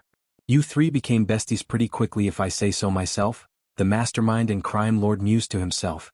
They quickly reached the house where there was Gigantomachia, which scared the hell out of Masaru. The giant was terrifying, and they got to meet the little blonde girl who flew to them to give Izuku a welcome hug, which was adorable. Mitsuki cooed at how sweet the kid was, despite looking blank. Ah, what sweet child. Hey Izuku, who is the young lady over here? Masaru asked while looking at the little girl. She was probably 7 or something years old, with long golden locks of hair and blank pink eyes. Her name is Eve. She was brought to me by someone who ended up working for me because they had no one else to look after her. She is the oldest of my adopted kids, although the newest of them, Izuku explained. She also an avid reader and writer. She probably can give you whatever information you ask about animals, history and the likes from the top of her head. Isn't that right, sweetie? You just stared at them. The Allies teamed with the Soviet Union in order to defeat the Nazis. Just like the UA has an unofficial team-up with the Shadow Empire of my father. History only repeats itself. There was a short pause before Katsuki snorted. Yeah, I noticed. I kinda used the Second World War as a reference to make the Rat King of Chaos realize that things are serious too. Nice to see someone else as knowledgeable. Eve stared at him for a few seconds before tilting her head. What is your favorite event in the American history? That was a surprising turn of subject. But the blonde still answered. Somehow. George Washington squashing the Newburgh Conspiracy in 1783. Katsuki replied with a smile. Nodded. Yes, that was very exciting to read. I think. I sometimes mix emotions. But it was definitely an impressive event, she said before turning to her dad, and speaking. Mom said that you should take the rest of the day off. I don't think you should disregard what they say. It makes them sad. Izuku sighed and patted her head. Debatable. But for now let's go inside, shall we? Izuku quickly opened the very large, mind you, gate for them. And they walked into the inner property. A large garden greeting them with a lot of trees and bushes, as well as many flowers decorating the property. The colors and shaping made the place look like a paradise of the sorts. There was also a large pool with multiple chairs under umbrellas around it as well side tables. Mitsuki let out a whistle. You didn't come cheap in the decorations and entertainment facilities, did ya, Izu-chan? Mitsuki's face showed utter awe at the place. And they're yet to come inside. Plus Ultra? Izuku said awkwardly. Plus Ultra? That's Ultimate Ultra if you ask me, Katsuki stated while looking around. I'll definitely build one when I start making money, he added as they were walking. Everyone else, except for Eve, gave him weird looks in return, seeming slightly surprised by his remark. Katsuki looked at the little girl and motioned for her to cover her ears. He didn't speak until he made sure she did. What? I'll end up with 5 wives, one is a combat junkie so into all types of ecstasy, another is very into stress relief if you get what I mean, another is as thirsty as she is stoic and she is very stoic, one is pretty much a family woman, do you get it, and the last one speak about babies a lot. By the time I'm 30 I'll probably have a small classroom running around my property, Katsuki said before looking at Izuku. Remind me again how the hell did I land myself in this situation, Izuku? Izuku just gave the bomber a very sympathetic look in return with exasperation. Cat-chan, if I did know, I wouldn't have been in a similar situation. Vampire is giddy to the day we have a child, Shield Maiden is just as into it and has insane stamina, Mastermind is a sheltered princess and is very curious, Toru and Kyoka are love-starved and very touchy and thirsty, and finally Consequence is one of the hardest to satisfy women around. I say I am in as much of a situation as you are. Izuku answered dryly. What the hell did I and Inko feed you brats? Mitsuki asked bewildered. That sounded like some bullshit from a shonen series, not real life. If you don't know, then we sure as hell don't. Katsuki replied dryly while Masaru was trying to figure out what he was witnessing. We're here, Eve declared casually, still covering her ears. Everyone looked at her before realizing that, indeed, they were on the front double door of the mansion. Izuku quickly knocked on the door, and then they got to hear the sound of footsteps running towards the door. Then few seconds later it was opened by Eri and Mahoro in the same time, who beamed at them happily. It's Papa and Uncle Cat-chan? Eri cheered loudly. Her face was filled with joy, and her red eyes were shining wildly. I'm gonna die of sweetness, Mitsuki mumbled to herself. Oh, it's really him? Mahoro said in surprise, looking at Katsuki before grinning. Came to take us for another playdate? Because the last one was super fun. His parents gave him a strange look at that. A look that he graciously ignored. Katsuki shrugged before replying with a grin. Your dad is still mad about the last time, so you should convince him first. He decided to be in as about it as well. Let's go inside, Izuku said quickly as they got into the house. Which was, just as expected, huge. They don't even want to know how many rooms this place has. But they're sure they would get lost if they didn't have a guide with them. They were taken to one of the living rooms, which was very luxurious and fancy looking as well. Honestly, Izuku held no experiences to decorating the house from what they can see so far. Mitsuki was quickly swarmed by the women of the house and the little girls, wanting to meet the youngest Bakugo, who was absolutely adorable if Izuku has anything to say. So, you held back no expenses in building this place? Katsuki started a small talk, sitting on an armchair around a small coffee table with Izuku and his 3 siblings.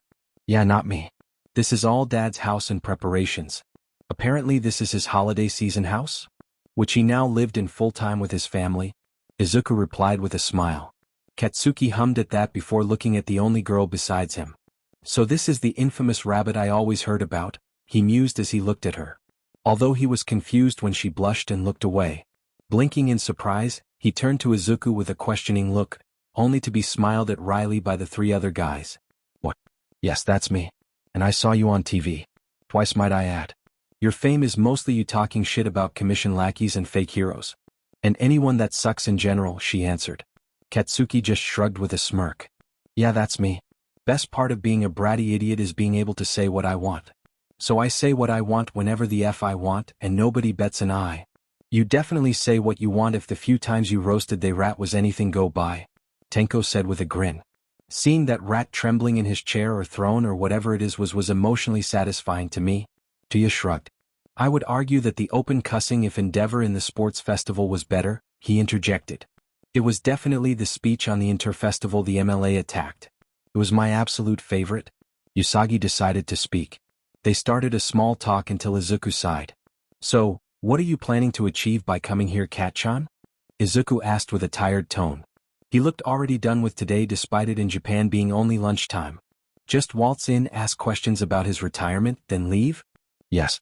Katsuki said flatly with no hint of shame in his voice. You got balls, I'll give you that. Tuya decided to say after a few seconds of mutual staring. Meanwhile the women were having their own chat on the other side of the room. Ugh, this little girl is so cute. Himiko cooed gently as she looked at Masaki, the little girl having brown hair and eyes, looking up at them in wonder. Tell me about it. I can't wait until I have my own kid, Melissa said with a smile while playing the little baby.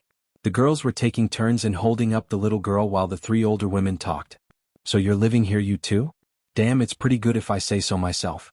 Even if it's kinda lonely to sleep alone in this huge house. Mitsuki remarked while looking at them with a grin. Inko and Rei looked at each other. Actually, we got married again. To the same man. Rei explained with a smile. Mitsuki blinked at them for few seconds. What do you mean you got married again? Why didn't you tell me? What does he look like? Is he good to you? Are you happy? Mitsuki started asking quickly. Inko raised her hand. It's fine, Mitsuki, I'm happier than I ever was before. And my husband is a sweet man. He has some shenanigans of his, but he is a loving husband. And very rewarding if I say so myself. Inko added playfully. Mitsuki smirked. Nice, Inko, nice. So what are you doing these days? She asked. Inko smiled. Walking around a school in a black skin-tight catsuit with the name of Mischief, teaching kids how to walk around quietly and cook well. Mitsuki stared at her in surprise for a few seconds. She was gonna say something when the doors opened and someone entered. Oh, you're back from school? Inko asked with a smile while looking at All for One's figure cheerfully. Yes, I am. And I see that we have guests, the tall white-haired man asked with a smile on his face. Mitsuki stared at him for a few seconds before speaking. When you said that All for One is like Izuku, I didn't think you meant it literally. And it's good to know he didn't run from giving child support and the parenting. Mitsuki commented. A lot of people, including Katsuki, but he kinda agreed though, and the 2-century-old mastermind chalked on their own spit at her words. She only laughed loudly. Then he turned to Katsuki and twitched at seeing what he was wearing. The All Might merch. His expression was, as predicted, priceless. Which Katsuki had caught on a small camera invisible in his hoodie. At this very moment, the atmosphere during the dinner is the absolute definition of awkward, Katsuki decided. They are all sitting around a very large circular dinner table. All for One and Katsuki are on the opposite ends. To Katsuki's left side is his old man, absolutely white as a sheet and probably planning to murder his son for not telling him what this was all about earlier. To his right side is his mother, who was looking at All for One as if measuring him up, and not in combatant way, while smirking deviously. Katsuki is genuinely impressed with her absolute fearlessness in front of the Demon Lord himself. Well, his mom decided to be the one to break the ice. The kids were having dinner together in another room, because huge chance adult topics might be brought up. I must say though that I'm very proud of you. When I told you to find yourself a real man, not an idiot pretending to be one, you not only followed me advice, but you went plus ultra and grabbed this hot piece of guy. All for One choked on his first bite of food. Katsuki felt genuinely sorry for the man, because his mom just started her embarrassing tirade. His dad just groaned quietly. Yup, his dad knows better than to intervene. Izuku looked away knowing to just shut up.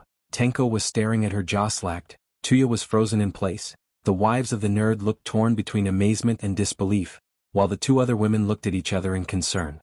His mom let out a whistle. And Katsuki winced. And wow, just wow. 7 feet tall? Built like a tank if I must bet? Absolutely jacked and has a face that I don't genuinely feel like punching? Good job, Inko-chan, absolutely good job. Auntie Inko squeaked in her seat. But his mom ignored her and just zoomed on and grinned at Auntie Ray, who stiffened. Same with you, Ray-chan, you found yourself a better husband. One that I genuinely didn't feel like strangling first time I met him and drop a bucket of iced water on his atrocious flame mustache. Ray turned red and stammered, while Tuya looked like he was going to burst into laughter, but didn't want to interrupt, from fear or respect. Katsuki didn't know the show. Thank you for the compliment, Mrs. Bakugo. All for One tried to salvage whatever dignity and image he could. But Katsuki wasn't betting he'll manage a thing. Ah, don't be shy. You already are with my de facto sister. Just call me Mitsuki. And I just must ask. All for One looked at her with a raised brow. Katsuki braced himself. What's your rating? All for One looked ready to jump through the window at her question. The Demon Lord was blushing like a little girl at the question. His dad was giving him a look of sympathy while everyone stared at her like she took his title as a Demon Lord for herself. Izuku almost fell out of his seat.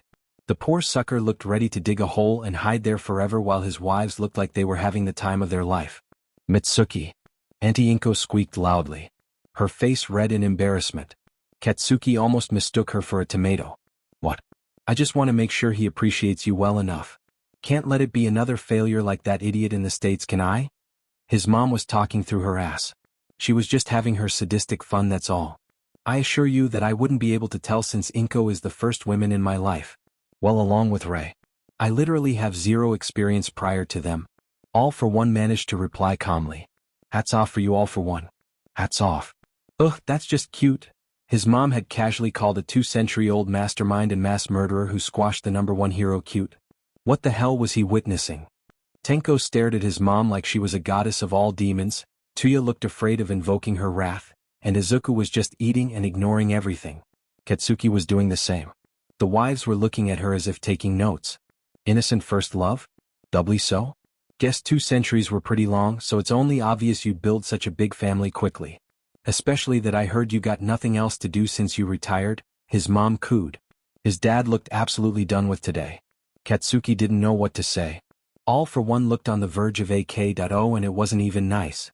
But I think you'd rather to have the experience of raising kids like my daughter's age, don't you? Grandbabies are few years away, so why not settle for babies until then? All for one stood up with an awkward smile.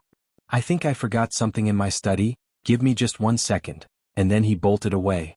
He practically bolted away. Literally. There was sparks. Katsuki Bakugo was so done with his mom's shenanigans. There was a long pause as the muffled scream could be heard. What are you?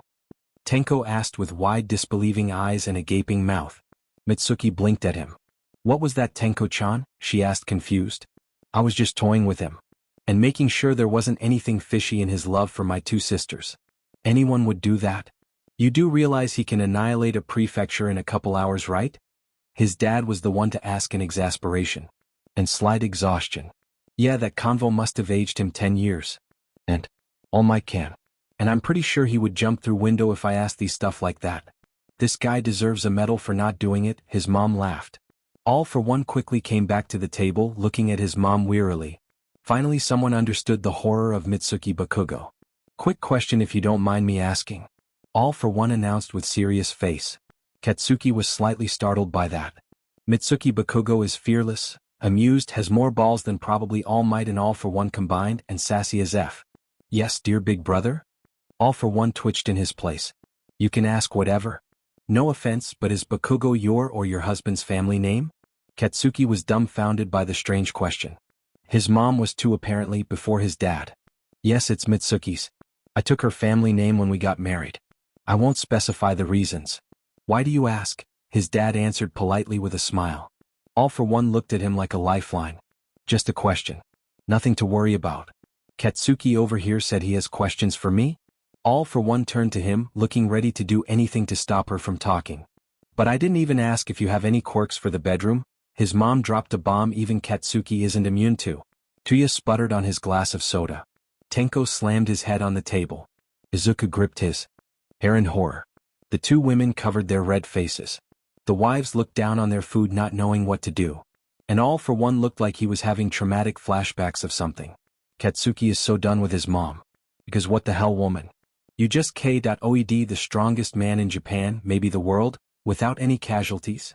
All Might, and probably the other one for all holders, would propose to his mom in the afterlife if they witnessed this. Or worship her like a deity of the kind. Sweet mother of All Might. Enough. Katsuki finally spoke. His mom looked at him in betrayal while All for One stared at him like his personal hero. I came here to ask the guy about his retirement. Not to have you put him in the grave when All Might couldn't by questioning his love life and teasing the F out of his 2-century-old ass. Killing him isn't your job, you're not a hero or vigilante even. He was speaking the truth. What sort of demons possessed him to bring Mitsuki Bakugo, queen of teasing and embarrassment from hell, to this dinner? He has no idea, honestly. Actually, your mom was a vigilante in the past before you were born, his dad said just when Katsuki sipped his soda, causing him, and Izuku too mind you, to choke and sputter. What? The 2 of them practically shouted in shock. Before looking at the woman who was grinning at them cockily. All for One pointed at her. I knew you looked familiar. You're Katana, the S-ranked vigilante. The one who took down a lot of my pre-All Might war organizations. Those eyes were in the eyes, he declared with annoyance. Well, what can I say, I was a badass bitch. Now I'm just a badass mom, she smirked before she looked at Inko. Plus, you didn't marry a fangirl, buddy. Inko is the real mischief. The S-ranked cat thief who targeted a lot of corrupt people in your pocket. The hottie in a skin-tight catsuit who robbed people blind and stole their hearts with her Class 2 quirk. His mom dropped another bomb. What? Everyone besides her shouted this time. Katsuki Bakugo didn't come for this bullshit, damn it. That was so long ago.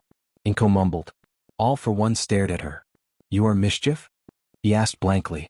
Auntie Inko nodded shyly in response. All for One stared ahead with a 1,000-yard stare for few seconds before speaking. I married my first villainous crush of all time, he said blankly. Nobody was ready for that reveal. Katsuki Bakugo is regretting a lot of things at the moment. And he wishes he could just jump through the window. How did you rob with your weak object attraction? Izuku was the one to ask. Quirks, right, the first love of his life. It's not weak. She can pull things with the speed of 50 kilometers per hour. She just pretended it was weak as a civilian. Masaru sighed. Katsuki was startled for a second. Honestly, that was pretty much a part of what she could do. She in her last heist killed 3 supervillains by ripping their hearts out. Since hearts are small objects, Katsuki Bakugo got images in his mind. Images he did not want there. Izuku looked at his own mom with new eyes. Tenko stared at her in amazement and fear. Tuya gulped loudly. Fangs looks dreamy, probably from the blood. All Might's niece was gaping with the rest. All for one, they'll look dreamy. Ah yes, the thing about being a powerful villain with such a simple class 2 quirk. Nothing was more beautiful than that, if I must be honest. To think I didn't recognize the quirk is shameful, really. His face was so disgustingly love-struck. What about you, Auntie? Something we need to know about your quirk? Izuku was the one to ask. Again, quirks. My old suit let me use my sweat to slide. Smooth skin is useful for that. Add a sharp sword and bingo. I was S-ranked. I would say I could take on Maruko in my prime. His mom bragged. What the F? What the F? Katsuki voiced his thoughts while gaping. Then he looked at his dad. Do I need to know something about you? His mom grinned. Oh. He used to be a faceless internet information broker by the name of Glasses. How do you think we had so much money with the salary of a fashion designer and a part-time model? So that's why I am good at information gathering and fist fighting, he summarized, deciding to shove all this to be processed later. Mainly when he was within one of his girlfriends to burn off the stress in the same time. I got it from you too. We drifted way off topic here, Auntie Ray said with a sigh. Finally. Yeah, I think we should have a quick talk about how you retired. Katsuki started. All for one snapped from his dreamland for a few seconds before his attention snapped to Katsuki, and he nodded. Great. Demon Puppy Eyes from Hell, Part 10. Katsuki sighed as he left the infirmary. He was just back from the raid on the CRC idiots, which they managed to completely destroy. They were part of the apocalypse, but it wasn't his problem. Uncle Katchan? Eri came to him with a big smile. I have a very super important project and I could really use your help. He stared at her for a second before asking. What is it? Hopefully nothing bad. I am going to have a Souled Reaper versus Demons and Hollows play this evening. I even wrote a script. And I think you would look super great as the main character. You think you can help me? She asked hopefully. Well, he would probably F it up. I don't think it's a good idea. Katsuki started, but he was cut off before he could tell her that he sucked at acting. Please, uncle. Eri said with wide, innocent, shining red eyes and trembling lower lip, looking on the verge of crying. F this. F Mondays. You know what, I just remembered that I had all of my things cancelled because I was given few days off. I actually do have time. Katsuki did a 180-degree turn in his sentence. Who the F taught her this? This should be illegal. It's a war crime. Later that evening. This is a story of brave Soul's Reaper. Eri began the introduction while dressed in a black shihakusho and had her hair tied up. A Reaper that fought to protect the world from a very selfish and egotistical man. The curtain was raised from behind her, to reveal Katsuki with his hair dyed orange, in a black shihakusho and holding in his hands a large black kyber knife-like sword with white bandages where the handle should be. On the other side, standing opposing of him, was Monoma, wearing a white shirt and pants, a large white trench coat and black boots, with his hair slicked back and dyed brown, a green katana in his right hand. Let's watch them battle it out for the fate of the world, Eri declared as everyone started clapping. In the stands of the theater. Still can't believe she got them to dress up and talk like she wrote. She even got them to dye their hair. How did she do it? Setsuna asked in shock as the two boys started talking the lines while clashing their swords together. By giving them the puppy eyes. She is cute on normal days. Imagine her mimicking a tearing up puppy. Momo sighed. Everyone within earshot winced at the mental image. I will defeat you, Aizen. Getsuga Tensho. Katsuki bellowed while slashing. A hologram similar to a crescent moon traveled to Monoma. Bakudo 81. Danko? Monoma said with a smirk. A transparent wall appearing out of nowhere. This is embarrassing. The two boys thought in despair. Then they glanced at Eri. The innocent Alakonern just beamed happily and gave them a V sign. F that. Worth the effort. Then they charged at each other again. Those poor suckers, sighed Vlad King, while looking at the two boys in sympathy. He was holding a popcorn bucket to watch though. I'll look at them getting into character. This youthful passion is beautiful, Midnight announced loudly. Young Bakugo is going to be grumpy for the rest of the week, isn't he? Asked All Might with a sweat drop. Most likely yes, nodded Eraserhead while giving the two boys a look of pity. He really felt bad for them. Why did she pick them up though? Power Loader was the one to ask the question. She needed someone loud, passionate and headstrong for the protagonist, while the antagonist must be dramatic, extravagant and a bit egotistical. She pretty much puppy-eyed them into this. Recovery Girl sighed. Nedza meanwhile was busy cackling and enjoying the show. He was actually a Bleach fan after young Bakugo told them on the chat about the show. We drifted way off topic here, guys, Auntie Ray said with a sigh. Finally, Katsuki thought with a sigh. Yeah, what Annie said. I think we really should have a quick talk about how you retired from villainy, and what are you really up to these days? Katsuki started while motioning to All for One. All for One, after Katsuki called out to him, finally snapped from his dreamland, which Katsuki isn't interested in knowing what's in it, but probably him and his wives drinking wine on the ruins of the National Diet Building and wearing crowns of the sorts. After few seconds before his attention snapped to Katsuki, and he nodded. Great. Back to business. His mom messed up the topic with her teasing and sadism, and somehow had the Demon Lord run off with his metaphorical tail between his legs. What the F? And now it turns out that she was a badass S-ranked vigilante? And that Auntie Inko was an S-ranked thief running through buildings in a skin-tight catsuit. Seriously, what the F? I believe that here came here to ask you some questions. All for One was the one to snap him back to reality this time. Katsuki coughed before nodding his head in agreement with the 2-century-old mastermind. That's correct. Katsuki replied with a frown. Then again, when does he ever smile? I've managed to obtain some circumstantial evidence for your survival after your fight against All Might. Something flinched on All for One's face when he heard those two words. Trauma? Bad memories? A hate against All Might? Probably the latter. I used them to blackmail Izuku into organizing this meeting. But it wasn't enough. So I decided to bring up the big guns and point them at him. He surrendered unconditionally to my demands. All right. Melissa, All Might's niece, declared, raising her hand up to politely interrupt him. I need to ask you something if you don't mind me asking ya. How the hell did you find my base of operations? Melissa looked baffled and the slightest but intimidated. Izuku made perfectly sure that the location is isolated and secure. I made our network perfectly untraceable. I do my work through Kurogiri's warp gates. How the hell did you get my address? Katsuki shrugged at her. I have no idea. Believe me when I say that, he said with a blank tone and expression. Everyone blinked at him, including his parents, trying to understand what the hell did he just say. Yeah, it wasn't him. Wah, Melissa barely managed to force out. The chick looked at the verge of a full-blown brain aneurysm from what he said. It wasn't me who found you. That honor belongs to the analyst heroine, Spyglass, and the IQ heroine, Mindscape. With generous help from Clockmaker. Katsuki explained and couldn't hide the pride in his voice even if he tried. I know the first two. It's Himiko. He thinks the vampire one is Himiko, right? Who spoke up, he faced displaying confusion. But I don't think I heard of the last one. Is that an underground hero? Or maybe someone from another school? Nah, it's something my pink-haired engineering-obsessed girlfriend calls herself. Apparently the first thing she made as a little girl was a clock. So a clockmaker. Katsuki shrugged. As for how those three found you? Well, let's just say the next Nedzu and Sir Night Eye duo are scarier than their mentors.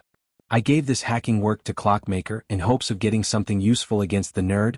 He took another bite while everyone listened intently. She actually tried, unlike many hackers before her. Because any programmer the rat tried to shove this work to took one look and told the rat that it's a waste of time. David Shield and Power Loader grumbled about losing 3 days of their lives on shit. Show good job at making your cybersecurity system, Melissa. She looked up proudly, so he continued. May also tried to hack it. With all of Hurt hacking baby package number 157 for military operations, that's the exact name. Everyone stared at him strangely. He just shrugged helplessly. Yes, his girlfriend was a weirdo. She tried her damn hardest, but she decided that it was a fruitless endeavor and that any programs made by you are unhackable without a doubt, he explained. So, how did she get me? Melissa was on the verge of bursting like bubble from curiosity. Katsuki decided. She said that can't hope to beat you, but La Brava, despite being insanely good, is still a normal human with skills, not a super genius with a class 6 quirk. Katsuki replied, and he could see the realization dawn on them. Yeah, it was still hard work. Laboring even, but she managed to crack in to get us some enlightening information and contacts. Nothing too major, stuff that Sir Night Eye would have discarded as a waste of time. But, what? Kyoka, how did she grow her hair? It's shoulder length now and looks good on her, asked with annoyance. Looks like she was getting tired of this. Mira-chan is as much of a meme lord as you are Izuku, Katsuki said with a shit-eating grin on his face.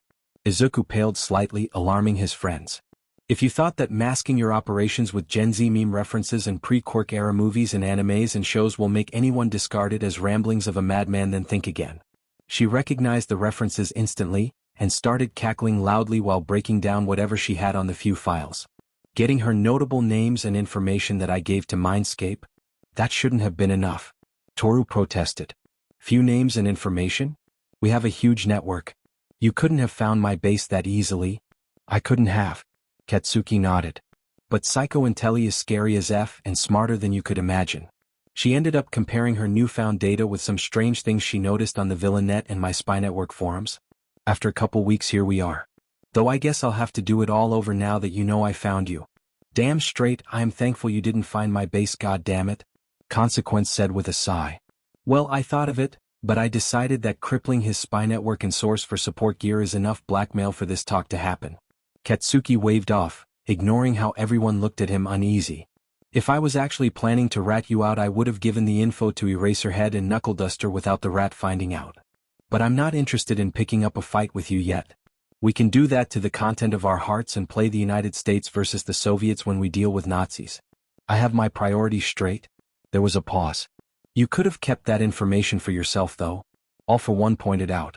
He was looking at Katsuki with fascination. Katsuki found uncomfortable. True. Katsuki nodded his head in confirmation. But I am very concerned by your very existence.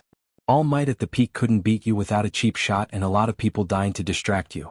And unlike Izuku, I don't really trust you in any way. If sacrificing this power over Izuku means I can keep All Might happy, then I will do it 1,000,000 times more. Everyone looked at him strangely. What does my uncle have to do with anything? Melissa was the one to ask, perhaps not surprisingly. All Might dedicated his whole life to ending All for One to avenge his master/mother figure as well as everyone else he wronged. He spent his time in the States working overtime, pushing his quirk and body to the limit, learning every single thing he thought could remotely be useful against you. He pretty much had no life. There was no Toshinori Yagi. Just All Might that people saw, no second hidden persona. Katsuki sighed. Until he ended you. If you truly retired, then All for One is no more. And All Might's work is done. But if you resurface, he'll go back to chasing you like he didn't learn his lesson. I won't allow it. He is happy now. He is a teacher. He looks at me and all my friends as his de facto children. He went last week on a date with Ryukyu and looked genuinely happy. He is now looking forward to retirement and just taking it easy once One for All has fully burned out. And I won't let you ruin it for him. Katsuki took a sip of his drink, letting everyone digest what they heard from him. I think that this is pretty fair from you just narrated to me. All for One said after few seconds. What do you wish to know? I know that you have a lie direction quirk on you. I will answer to the best of my abilities. Katsuki stared at him for a bit before speaking. The nerd claimed that you have retired, that you are not stealing quirks anymore, and that you are not a threat for the time being. I have come to your residence for this face-to-face meeting with a lie-detecting quirk to confirm that your existence isn't a threat to Japan anymore. So, is it true that you retired? Yes, I did. All for One replied promptly with a nod. I do not keep any contact with active villains outside of Gigantomachia, Kurogiri and the members of my Shigaraki clan and those in AU. I'm running a legal business to earn money in the States and few other countries, but do not expect me to tell you anything about that. My only crime during the recent year or so is financing the League of Villains. And it's mostly me liquidating my old funds. This house I actually built up and decorated with money I earned legally. There was silence for few seconds, as Katsuki stared at the 2-century-old ex-supervillain with an unreadable expression. Truth? Katsuki announced, nodding at that without showing what he was feeling. Alright, so, did you steal any quirks since your fight against All Might? Katsuki asked. He kinda heard what Izuku said, but All for One could be pulling things behind everyone's back. No, I did not. All for One said with a shake of his head. But I do get copies of quirks that Izuku gets and finds to be interesting for me though. Such as Overhaul, Shock Nullification and the like. I didn't use my main and natural quirk ever since that fight except for teaching Izuku how to use correctly. Truth? Katsuki said once more, still perfectly stoic. which was very surprising to everyone who did know him in person. Is there anything that can make you unretire yourself? He then asked. Direct threat to either Eri, Eve, or my wives. All for One replied, his face now a bit clouded with anger. Izuku made me promise him to not unretire myself if he is killed or imprisoned, and I plan to uphold this vow, mind you. He also included Tenko, Tuya, his wives and kids that are active villains in this deal, since they all are villains and they know the risks. Nothing else can make me return to the old business other than that. So unless the HPSC are stupid enough to kidnap my beloved Ali Korn, you don't have to worry about me spilling a single drop of blood or committing any crime, even if it's just jaywalking. There was another pause. That is the truth, Katsuki announced. Except for the jaywalking, but I couldn't give less FS about something like that even if I tried. As long as it's not something that would directly or indirectly hurt someone out there, no matter who. Good or bad. Then I officially decided that All for One was punched to super death by All Might, and that you are a complete different man. Good to know. Himiko smiled. But first, Katsuki started. Did you retire as a part of some grander scheme? Actually, I did at first. All for One replied with a sigh, surprising everyone. Even Izuku and his family appear to be taken aback. I expected my son to defeat All Might, the UA, take down the commission along with the Elite Four with his power, spite and intellect.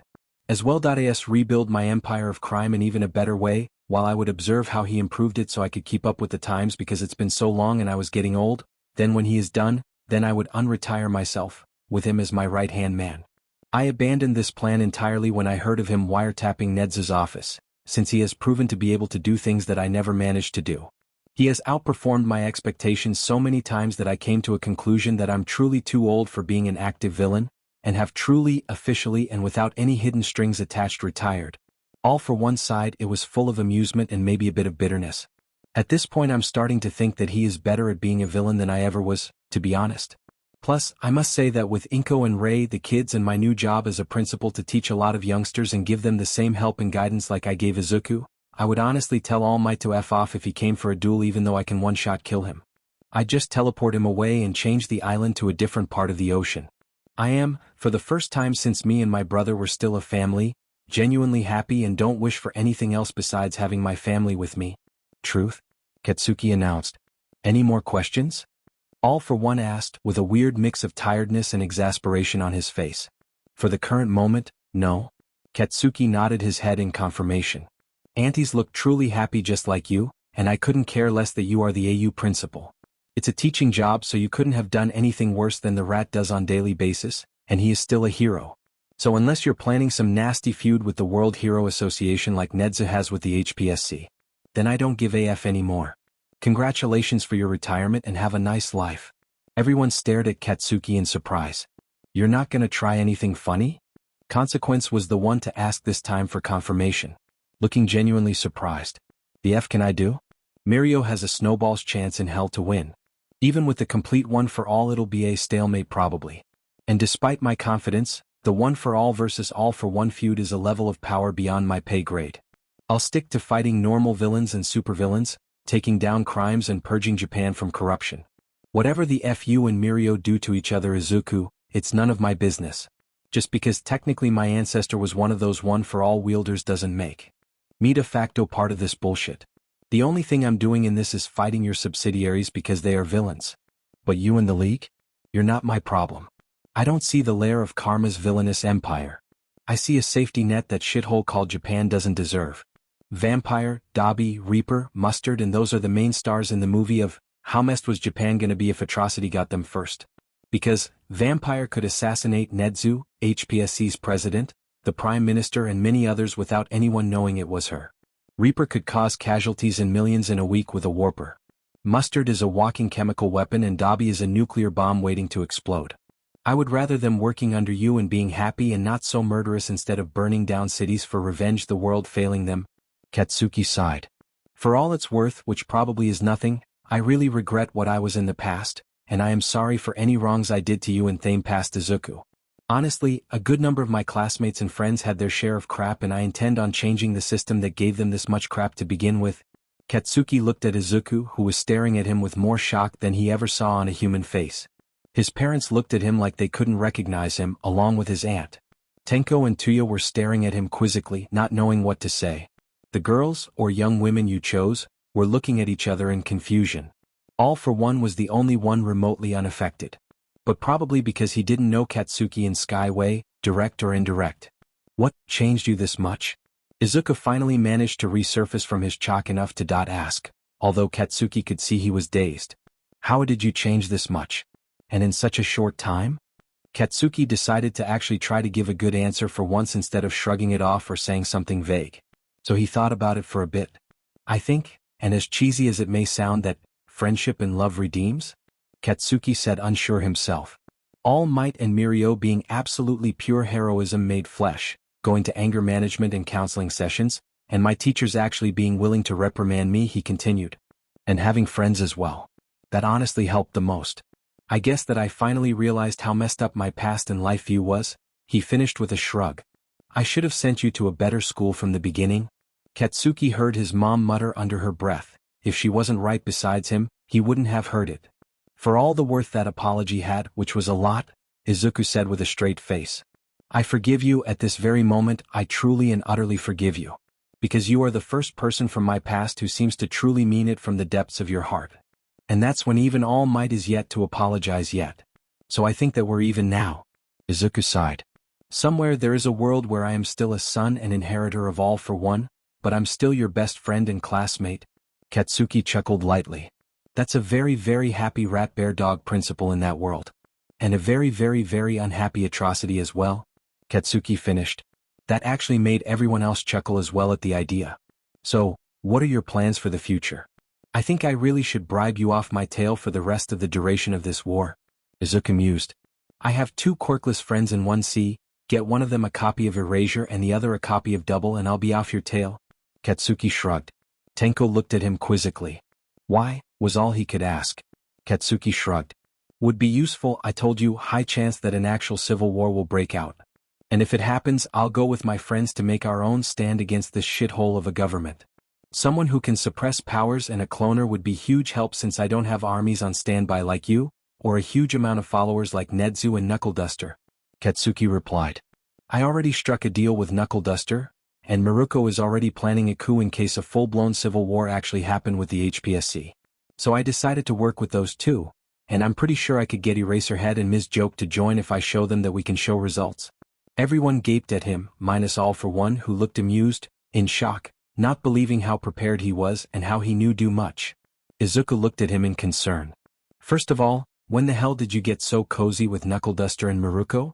After the camp, he already helped me find an excellent base of operations in case I and my friends went vigilante in exchange for our services. So if you land me few construction workers that helped you build AU, I'll stay silent about Cheeks and Ponytail. Deal? Katsuki asked. Izuku deadpanned. Deal, Katchan. Hell, that damn rat made a monster. Katsuki shrugged. Not really, I'm just a tactician. Mira and Psycho are the brains here, I'm more of a fighter/battle commander. They'll probably be the ones doing the investigation and organizational work for me while May will do the support gear making, which is why I asked for Double. And the immense potential for guerrilla fights too, he explained. Manageable. Very manageable. Izuku replied dryly with a deadpan and a tired stare. Anything else you might want?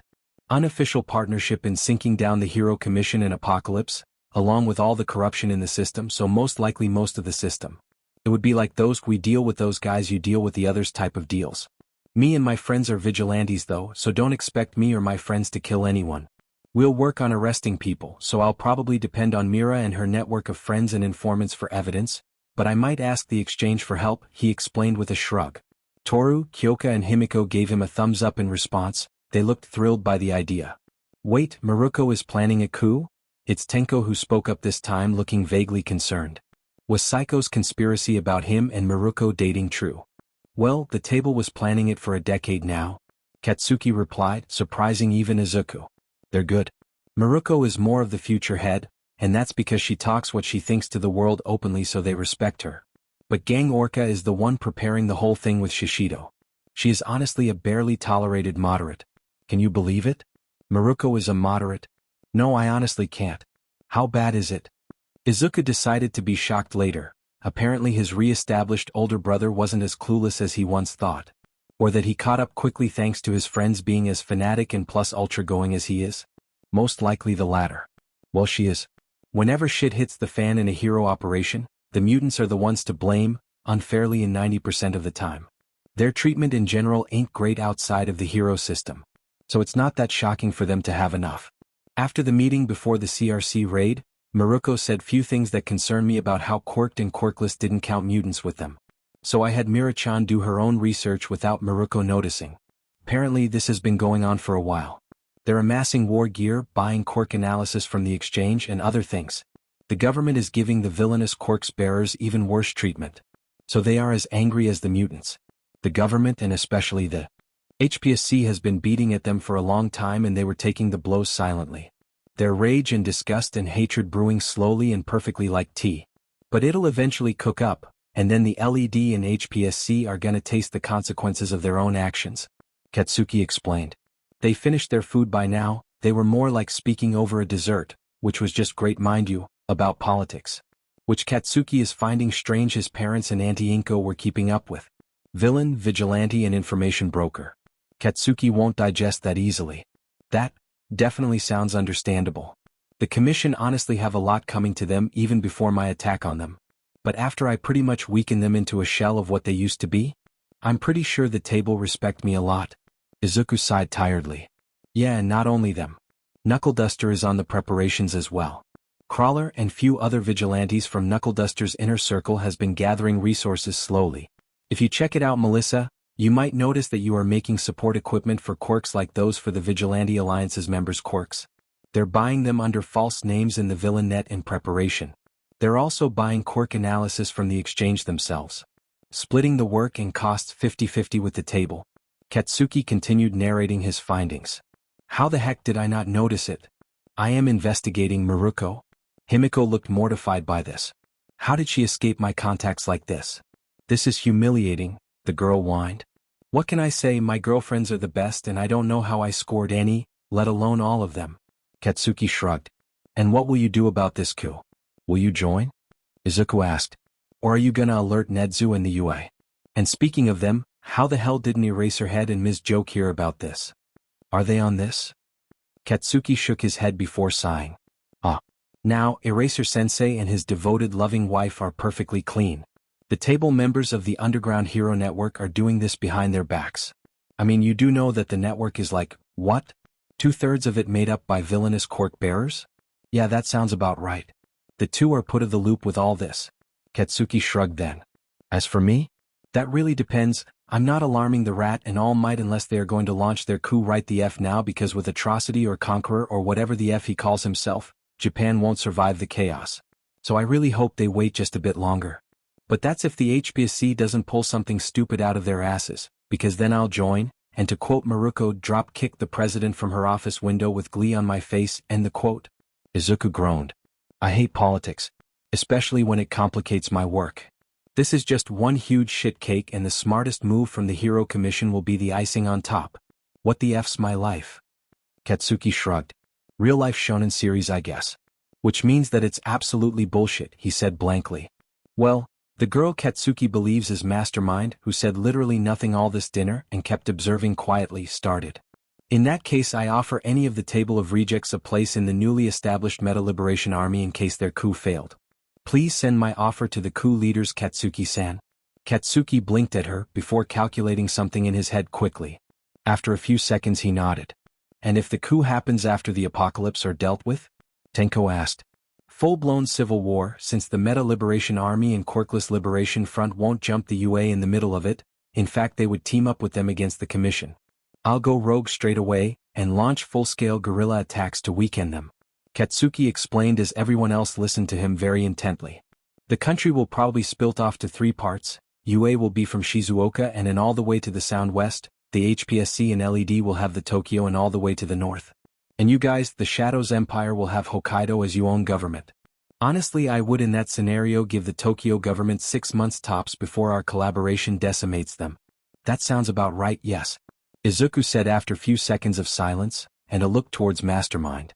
I guess I'll just send the Villaintech headquarters and the exchange to somewhere secure in Hokkaido. Just to be safe. Suit yourself, Izuku. I told you what I'm planning and you told me what you are, so do we have a partnership? Katsuki asked with a sigh. He was already tired by now. Yes, we do. Looking forward to working with you in fact. It's gonna be an experience. Izuku sighed back. Wow, the two of them are both exhausted by this, ain't they? Political talks on top of my crazy morning. Today really couldn't end faster. Katsuki groaned. At least I confirmed everything I needed to so I can sleep more soundly at night, and I secured All Might's happiness after his retirement too. So that's a plus. Finally the talk is over. Why was your morning crazy? Any story to tell Katsuki? His mom decided to re-establish her position as the teasing queen from hell it seems. Yeah, apparently, other than my warper and the religious chick, all the single girls of the dorms, other than Izuku's wives of course, had last night went to the rooms of their crushes, bluntly confessed air feelings before pretty much said crushes to hell and back.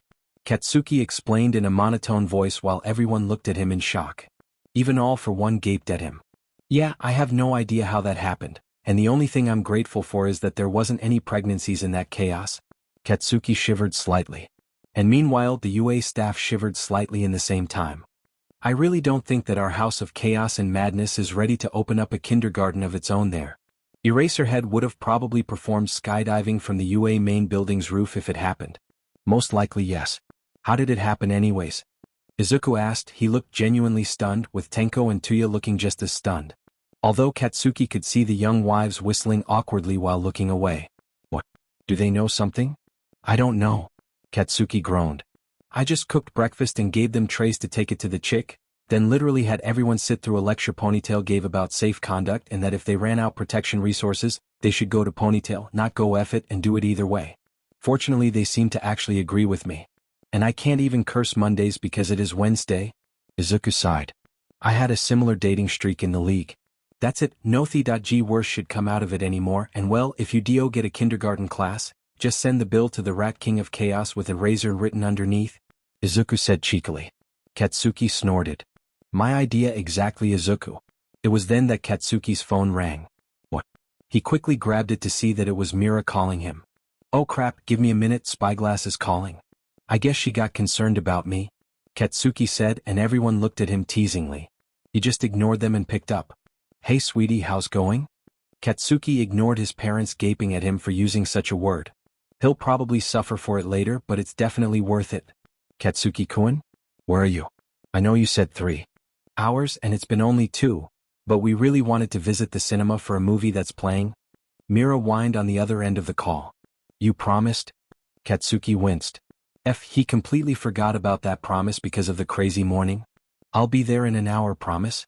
And I'll buy your favorite snacks as apology, sounds good? Everyone snickered at him quietly while his mom grinned like a wolf in front of a sheep.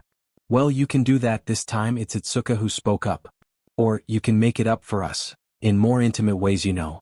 I really want to see if we can outlast you or not. And we'll be back to work studies tomorrow, so I want to get enough for the rest of it. His cheeks became red. And everyone looked at him in amusement. Negotiable. Sorry, but I'll call you later, okay? Bye-bye, Splody. Miss you? May said before the phone hung up. So, what were we talking about? Katsuki asked after he hung up. Well, I have few questions for you and Izu-chan, and another whole hour of questions. Mitsuki replied with a grin. Izuku stared at Katsuki with terror on his face. Katsuki would bet he had the same expression. And they couldn't even jump through the window because his mom would probably catch them. Hey bro, you're back. Ijiro grinned as Katsuki entered the building through the main door, but his enthusiasm dampened when he saw how utterly exhausted his buddy was. Yeah, I'm back, hooray. Katsuki said dryly as he walked to the main hall, and then promptly collapsed on one of the seats with a groan. His face looked exhausted, and he somehow aged up 10 more years in the past 3 hours he was gone. Which might or might not have been unnerving to them. What happened that he got this exhausted? Hey dude, why so grumpy? Denki asked with concern. Let's just say this is the last time I take my mother with me anywhere and that I absolutely despise having her asking me about my love life. It was brutal and I couldn't even jump through the window. Katsuki groaned loudly. Oh come on dude. It couldn't possibly be that bad. Hanta said with a toothy grin. Katsuki just shot him a murderous glare in response. Yes it was. Trust me, Izuku villain emperor. Carmen Shigaraki tried to jump through the window when she turned to give him his own share of teasing. Katsuki shivered slightly. We screamed loudly. Both of us. It was torture. Everyone gave him a terrified look. What the hell is your mom? Satan was the one to ask this time. Katsuki sighed. I just discovered that before marrying my dad, my mom was an S-ranked vigilante named Katana, while Izuku's mom is some cat thief named Mischief. Mischief, a lot of the boys shouted. Kozai and Mineta were the loudest of them. Katsuki raised a brow at them. Yand? Denki quickly showed him a picture, and he gaped at the sight of a younger Inko dressed in a skin-tight catsuit with atrocious fake cat ears and a mask that only exposed the eyes and mouth. Like some cheap Batman series Catwoman ripoff. What the F? Katsuki gaped. This is definitely Auntie, but, just holy shit. Katsuki looked at Denki. I'm gonna regret this, but can you show me a picture of Katana? Denki looked at him with pity for a second. Then he swapped the picture to show the infamous vigilante. That's definitely my mom. Katsuki declared defeat. How many lewd comics are in the internet? Mineta gave him a sympathetic look. Too many to count, and even I think those are borderline overboard because she should be 40 to 45. Those damn comics will be my villain origin story, mark my words. Katsuki groaned. I'll make merch. Well, the Bakugos are gone. Tuya confirmed after he saw Kurogiri warp them away. Oh thank God. Raijin said with a groan. Mitsuki Bakugo, what a terrifying woman. Tell me about it. She is the most fearless woman I met in my life. Just holy shit, what's that woman made of? Tenko said blankly he was for life terrified of this woman. Yeah, and still can't believe that one of my moms was an S-ranked thief in a skin-tight catsuit. Tuya said in disbelief. I mean, was she even that known? I never heard of Mischief. Raijin stopped his paranoia streak to look at them in disbelief. You never heard of Mischief? They shook their heads. Oh, that won't stand. Raijin quickly vanished with some speed quirks, only to be back after a couple minutes wearing a black t-shirt with Mischief on it. There is a lot of merch that honestly I could open a museum if I wanted. He blinked. You know what? I think I will add one to AU. It would be great. The two stared at each in bafflement before a realization struck. Holy shit, it's just like Izuku, they thought in disbelief. Later. Do I want to know? Inko asked with a sweat drop.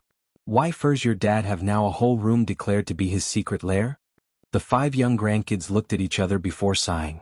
They took her to the room and opened it, just to be greeted by the sight of a de facto Mischief-dedicated museum. Inko stared for exactly 3 seconds before she squeaked loudly and fainted. The kids quickly caught her. So that's where Dad got his merch obsession. Eve said blankly. Yeah, from Grandpa, the kid said as blankly. The villain emperor, Karma. Usagi Shigaraki. Villain name, Rabbit. Raijin Shigaraki, all for one. It was morning in Shibuya, almost lunchtime, where people were walking down the streets minding their own business. And 2 heroes, one pro and other provisional, were doing a patrol together with the pro hero in the lead. Nothing so far, it's been a very peaceful day so far. Best Jeanist mused loudly. Besides him, Dynamite was walking with his hands in his pockets and a bored expression on his face. Yeah, boring even. But guess it's better than idiots pretty much causing disasters left and right, Dynamite said with a sigh. Don't be like that, young man. I'm sure there is something we can do to make good use of our time. Best Jeanist said before they passed by a small crowd of girls, who waved at Best Jeanist enthusiastically. Best Jeanist smiled under his collar and looked at Dynamite as they walked by the girls. Come on, let's see if we had any progress so far. Try to say hi to them. Dynamite scowled for a second before sighing and nodding as they passed by the girls. Dynamite removed his mask and gave the girls his signature feral grin with a wink. Neither he nor Best Jeanist expected them to faint on them though, as all the girls fell like domino pieces to the ground, with heart-shaped eyes. What the F, did I do something wrong? Dynamite panicked seeing the girls fall down. Holy shit, what happened? I just grinned at them, damn it. What did I do wrong? Best Jeanist just started laughing loudly, causing a tick mark to form on Dynamite's head in irritation seeing his mentor laughing at his misfortune. Hey, what the hell are you laughing about? Come help me. Dynamite snapped. Oh, trust me, you're fine. It's just like All Might winking at girls, they dropped like flies. Don't worry, they're fine. Let's resume our patrol. Best Jeanist said calmly as he started walking. Dynamite blinked several times, looked at the girls for a few seconds, before shrugging and walking off. That was weird. Dynamite announced after they walked away. Maybe to you it is, but in reality it was dash. Kaboom. Best Jeanist started but was brutally interrupted by an explosion by his side that caused him to fall. Best Jeanist looked up to see his intern flying upwards about to collide. What? Shit. Is that a child?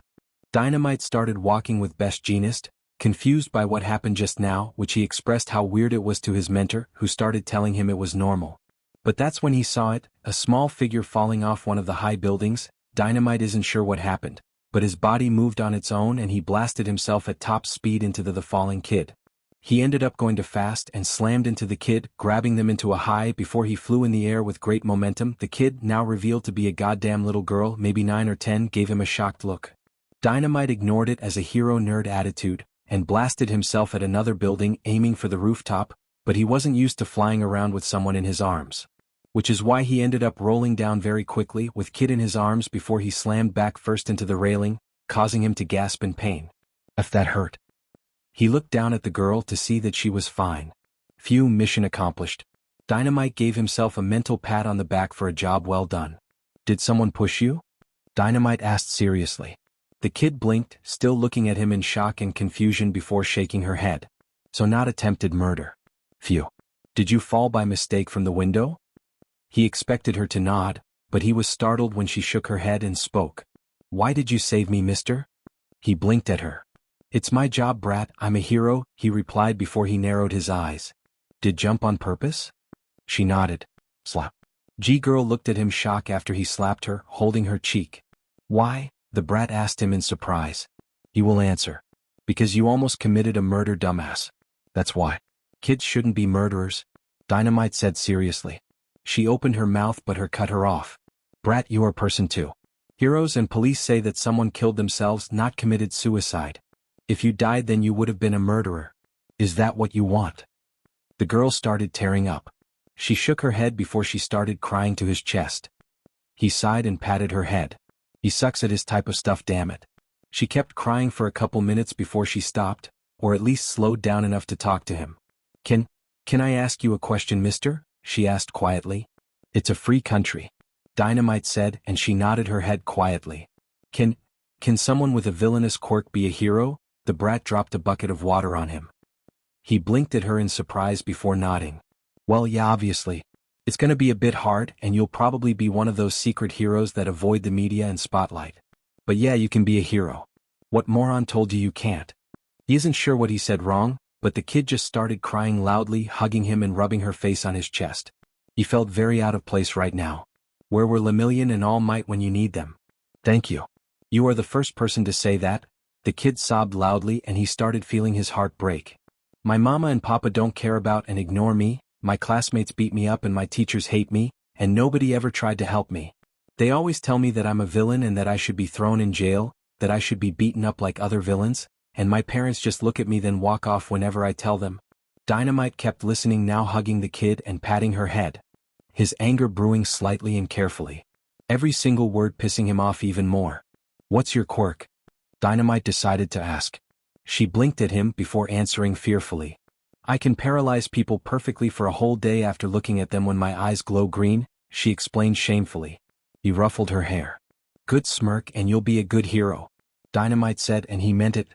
He picked her up and started walking down. He has a lot of people to talk to, as well as some idiots to annihilate. Dynamite, you okay? Is the kid okay? Best Jeanist asked quickly as Dynamite came down holding the kid. Dynamite took them to a cafe where the kid ordered something to eat, still tearful but not crying anymore. Small mercies, Best Jeanist guesses. So what is this about? Best Jeanist asked in confusion. Dynamite just patted the kid. Tell him what you told me, I promise that will help you. The kid looked at his intern hopefully. He actually will believe me? Why is Best Jeanist getting suddenly anxious all of a sudden? Yes, I promise, Dynamite said with a nod. One explanation later, Best Jeanist was already choosing what type of explosives to plant in a certain school. Hashtag the Dynamite's personal war council. King Explosion Murder. Attention. Copycat? I have a gun? Goddess? Miss Explosion? King Explosion Murder. I'm going to annihilate a certain shithole and you are to help me. Goddess, explain? King Explosion Murder sent a video recording. King Explosion Murder? Enough explanation? I have a gun. Sir watched it with me, we are livid and hungry for blood. Goddess, me and Nedzu are going to have the time of our life tearing those foul pathetic excuse of humans apart. Copycat, I'll help. Miss Explosion, time for the hunt. It was currently nighttime at Setagaya Ward, where people were walking down the streets minding their own business, the lights making the city look very beautiful and peaceful at the moment. Setagaya is a special ward in the Tokyo metropolis in Japan. It is also the name of a neighborhood and administrative district within the ward. Pro-heroes patrolled the city both day and night, with most of the lamelight heroes sticking to the daytime patrols and underground heroes doing the night patrols, though some lamelight heroes still do night patrols, but only a few. "Remind me why the F am I following you around?" asked Maruko with a huff as she was patrolling the streets with her new sidekick as well as Ryukyu and her own two sidekicks. "Because I really don't think it's a good idea for you and Uravity to run around unsupervised, Rumi. You've already proven that it's a bad idea. Just remember what you did in your first day together," Ryukyu replied dryly. Maruko and Uravity looked at each other in confusion before answering. "We kicked so much as together?" the two battle-hungry heroines said in confusion. Nijire-chan giggled while Froppy and Ryukyu sighed in unison, starting to feel a headache from those two. "Yes, Ochako-chan, and scared the life out of many police officers, civilians and caused a lifetime psychological damage to multiple low-ranked thugs," Froppy explained. "Well, they deserve it," Maruko shot back. There was anger in her face. "ISP, I never get bored of beating the F out of these guys. Plus," Ochako added, "it's not like they haven't caused a lot of people and mostly women even more psychological damage, so we're even." "Hell yeah, Uravity. Give me a 5. Maruko said, raising her hand. Uravity didn't hesitate to high-five her. "Ah, you two are like SN older and younger sister. Just one of you is without bunny ears. You have similar personalities, similar thrill for battles, similar 0fs given policy, similar hatred to hate groups, similar fighting styles and similar big stomachs." Nijire started laughing. "We don't have big stomachs," the battle junkie duo snapped loudly. Nijire-chan just laughed while Ryukyu and Froppy sighed in exasperation. Suddenly, without a warning, the ground started to rumble in the area, causing the heroines to look around in alarm. "What's this? What's going on?" Ryukyu asked in alarm. Maruko's ears twitched for a second before she grinned. "Uravity, prepare yourself, it's time for some good old-fashioned ass-kicking." Ryukyu would have asked what Maruko meant, but suddenly two villains started a fight using their gigantification quirks, risking large collateral damage to the city and its residents.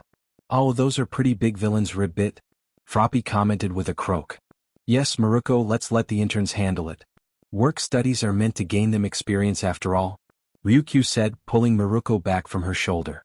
Maruko would have protested, but then sighed and nodded her head in understanding. "Okay. Time to fight some baddies," Nijire-chan declared flamboyantly as she floated above them, activating her wave motion quirk and charging it to its full potential. "Nijire. Wave ultimate move," Nijire-chan declared flamboyantly as she unleashed her attack on both of them to knock them flat on the ground. Hey guys. Are guys fighting because you have the same quirk? Are curious to see who has the better quirk? Or are you from different gangs and are enemies? Wait, is this a friendly spar? You should do that in specific rings, you know." The villains ignored her questions and began to stand up on their feet, looking very angry that Nijire-chan attacked them like this. "Hey Froppy and Uravity, come finish off these guys if you will," Nijire called out cheerfully to the two other provisional heroines. The two girls looked at each other before nodding, deciding to use a joint super move they created recently. Uravity quickly ran between the debris, using her zero gravity on them, making them weightless, while Froppy ran behind her and flung the debris up with her tongue. Then they called out the name of their joint special move, Meteor Fafrotskis, just as Ochako cancelled her quirk, which sent down dozens of debris on top of the villains, defeating them before they get arrested. Ryukyu and Maruko walked to the interns as the police quickly showed up to pick up the villains that the interns defeated. "Excellent job in dealing with the situation, you three. You stopped them without causing any destruction yourselves. And without hurting any bystanders either," Ryukyu praised with a smile. "Hey Uravity, why didn't you just kick them both in the face? We both know you could have knocked them out in one good hit." Maruko deadpanned. Uravity shrugged. "Didn't want to hog the achievement for myself. Froppy-chan and Nijire-chan deserve some action." Maruko stared before sighing. "Good point, let's wrap it up here then since it's nighttime, and I'm going to visit a friend of mine for a friendly spar. Stay with Ryukyu for that duration, Uravity, since we're crashing at her agency either way. You just want to spend some time with your boyfriend and hopefully get to wrestle him in a sense," Uravity and Ryukyu unknowingly thought in the same time. It was then that a bunch of villains started running away from a nearby bank holding bags of money. The alarm system and shouts quickly alerted them, causing Maruko and Uravity to grin widely. "I can beat them first." Uravity cackled as she sped forward, kicking off the ground with enough force to kick up a dust cloud behind her. No chance, squirrel? Maruko yelled as she jumped up high in the air, aiming to land at one of the villains. Let's go help them, Nijire-chan declared as she floated off after the two battle junkies with her quirk. Froppy and Ryukyu exchanged a look before sighing and following after them quickly. Meanwhile, the thugs were already in their van speeding off the bank they just robbed. Already cheering and celebrating after they outran the police. Don't celebrate yet, idiots, the pros might catch up with us, the leader reminded. The other thugs just scoffed at the idea, but just then they heard something land on their van violently. Then the next second the van violently started shaking around, causing them to cry out in shock. What the hell is this? Shouted one of the thugs as the van was lifted from the front. The thugs looked in front of them, and paled at the sight. Oh, squizzle sticks, said the leader with a deadpan.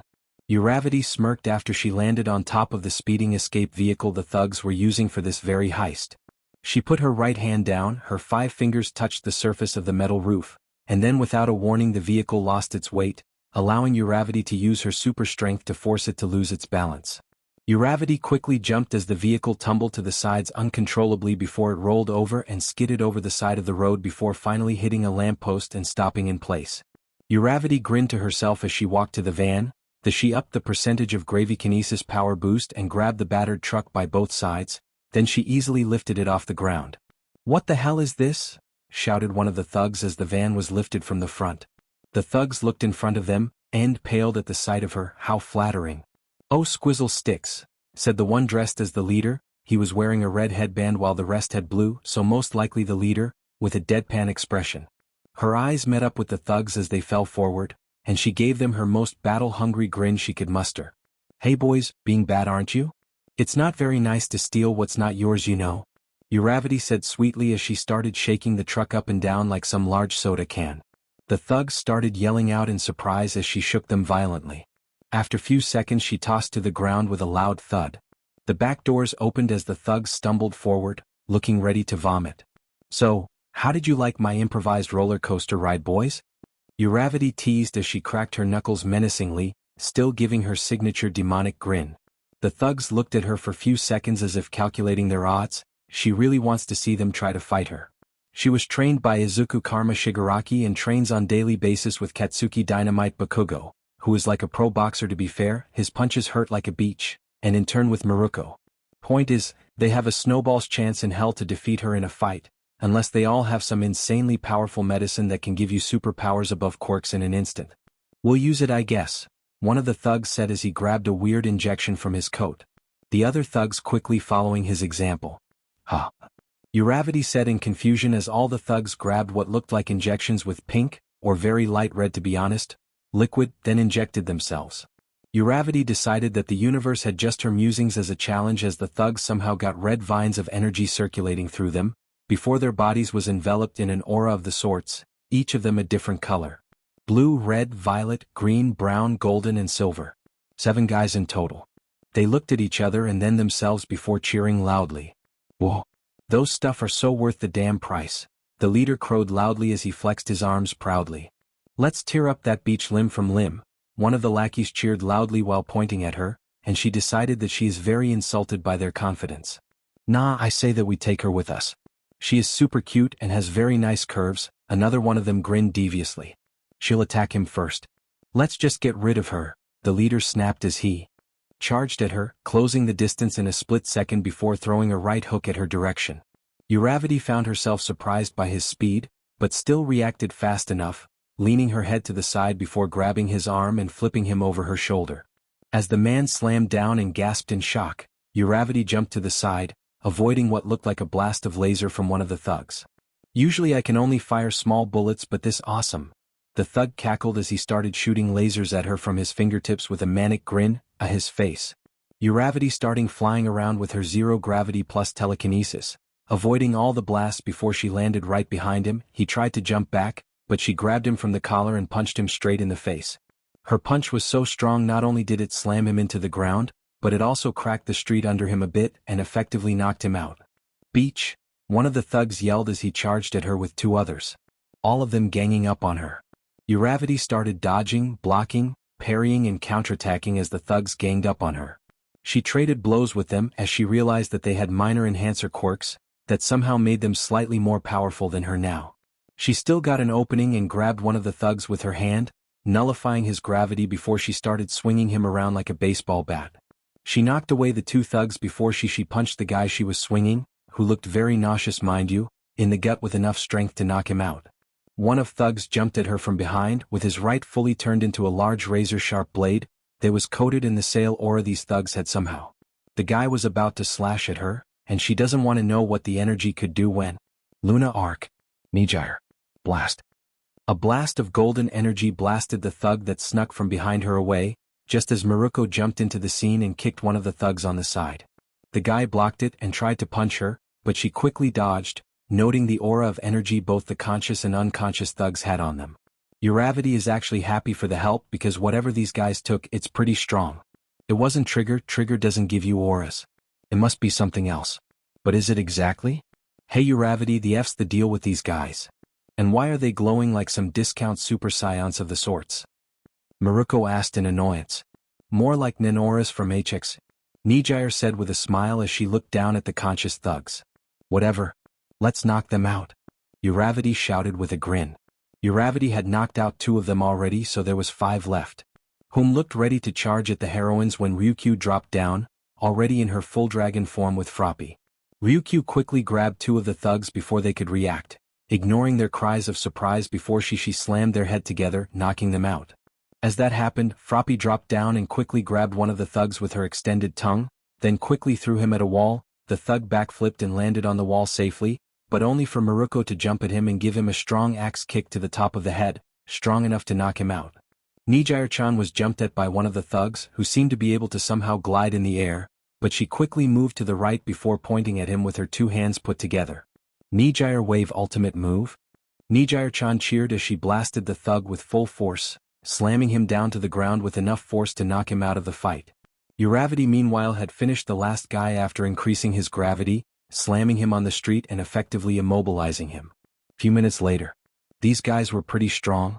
Ryukyu commented with a frown as the thugs were dragging the struggling thugs away. Whatever they took, it was still in effect, suppressed by the quirk suppression cuffs but still there. Yeah. And this cool energy of there was pretty beautiful. The colors were sweet. And I really wish I had something like it. Hey Uravity, do they have similar quirks? Nijire-chan asked with a smile. Uravity gave them a serious look that got the other heroines to look at her with attention. They took some weird injections and then they got whatever this power is. I had pretty much under control, but then they took those medicines, and well, you saw what they were like. I could have taken on them with my eyes closed, but those medicines made them insanely powerful somehow. That caused them .zll to frown, even Nijire-chan.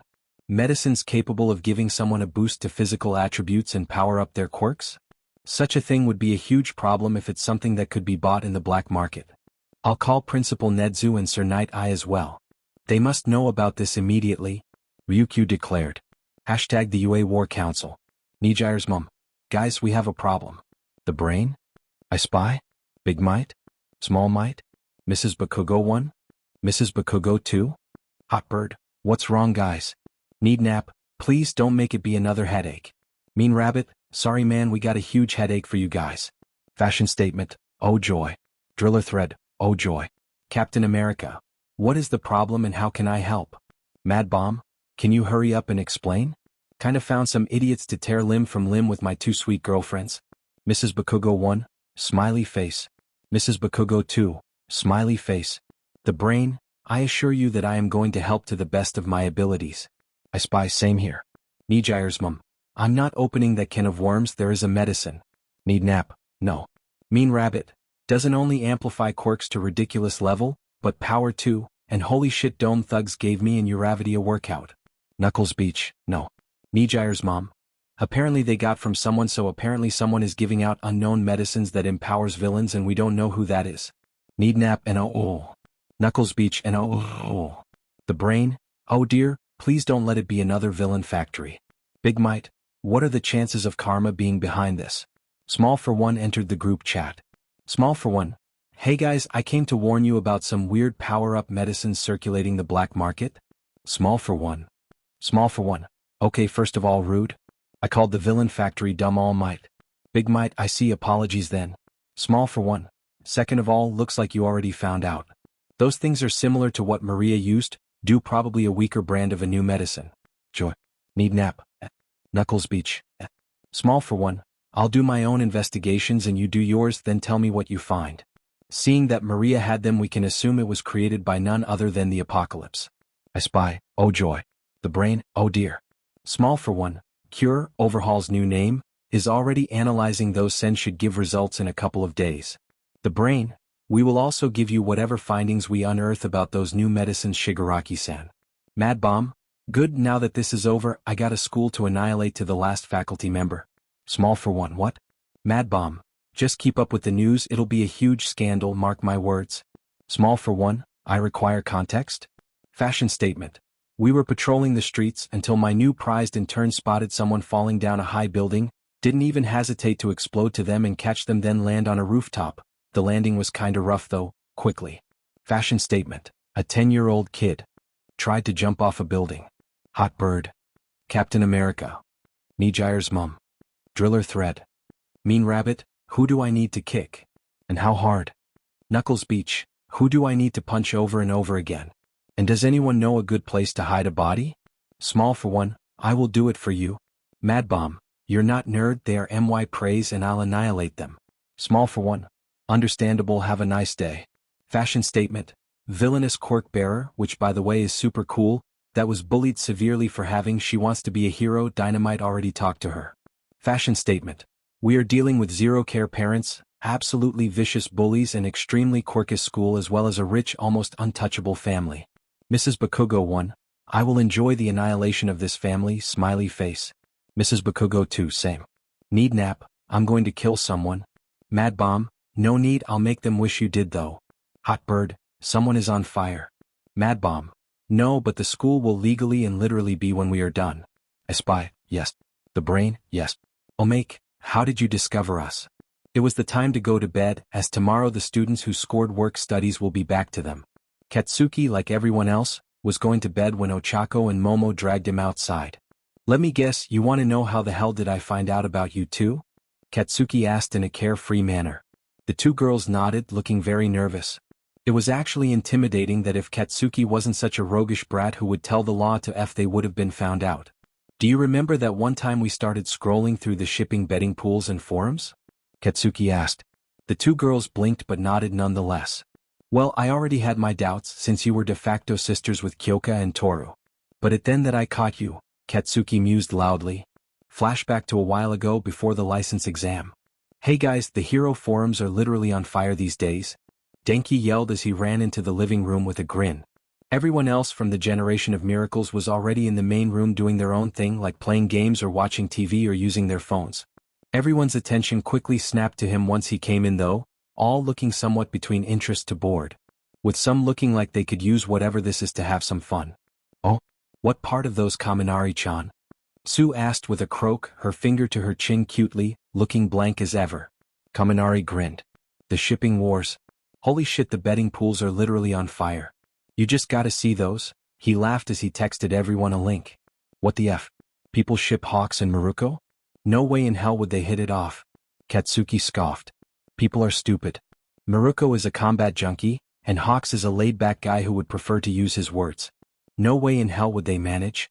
That actually had everyone LOL at him in surprise. When Katsuki asked what's their deal, they just waved it off, not wanting to tell him they thought he was clueless when it came to relationships. They kept scrolling through the bets, mentioning whatever they thought was funny or just downright dumb. Examples is some people shipping All Might and Maruko. That one had everyone cringe at how stupid it sounded. Or Crust and scream, just what the F. Crust hates the HPSC. And don't even get them started on whoever shipped Burnin and Boulder. Ha, there's even heroes and villains shipping here. Ijiru blinked before he recoiled in horror. Okay, now that's just downright evil, guys. Just no. Absolutely not. Who the heck even put this as an option? It should be illegal? Everyone looked at Ijiru with surprise and maybe slight worry at his reaction. What the heck could have Ijiru manly and passionate Kirishima look so disgusted?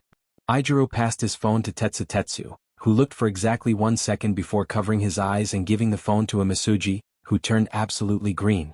Okay, what's this horrifying, unsightly, absolutely forbidden ship that had you three so absolutely disgusted like this? Himoto asked in terror. The manly trio looked at each other for few seconds, contemplating whether to tell or not, before they spoke up in perfect sync. Lemillion, and, they stopped, unable to say it, looking even more green now. Shield Maiden? Mina asked in horror. Consequence? Setsuna declared. Rabbit? You look disgusted after all. Yui said blankly. No, vampire. Denki said with a grin. The trio shook their heads. No, it's Lemillion, and Karma, they said with the words seeming like rotten food on their tongues. There was a pause before the room exploded into absolute shrieks of horror and disgust. Heck, Mika and Himawari passed out from sheer horror. Katsuki felt like throwing up from the idea. Which he ended up doing when Ijiru showed them his phone, displaying a picture of Lemillion in a wedding suit holding Karma, who was in a wedding dress bridal style. As he emptied his stomach in a bucket, he heard Ochako and Momo speak quietly, and ended up listening to them. Momo, I demand you find whoever made that picture and annihilate them. How does they show our Deku looking gay? And a wedding dress? As if.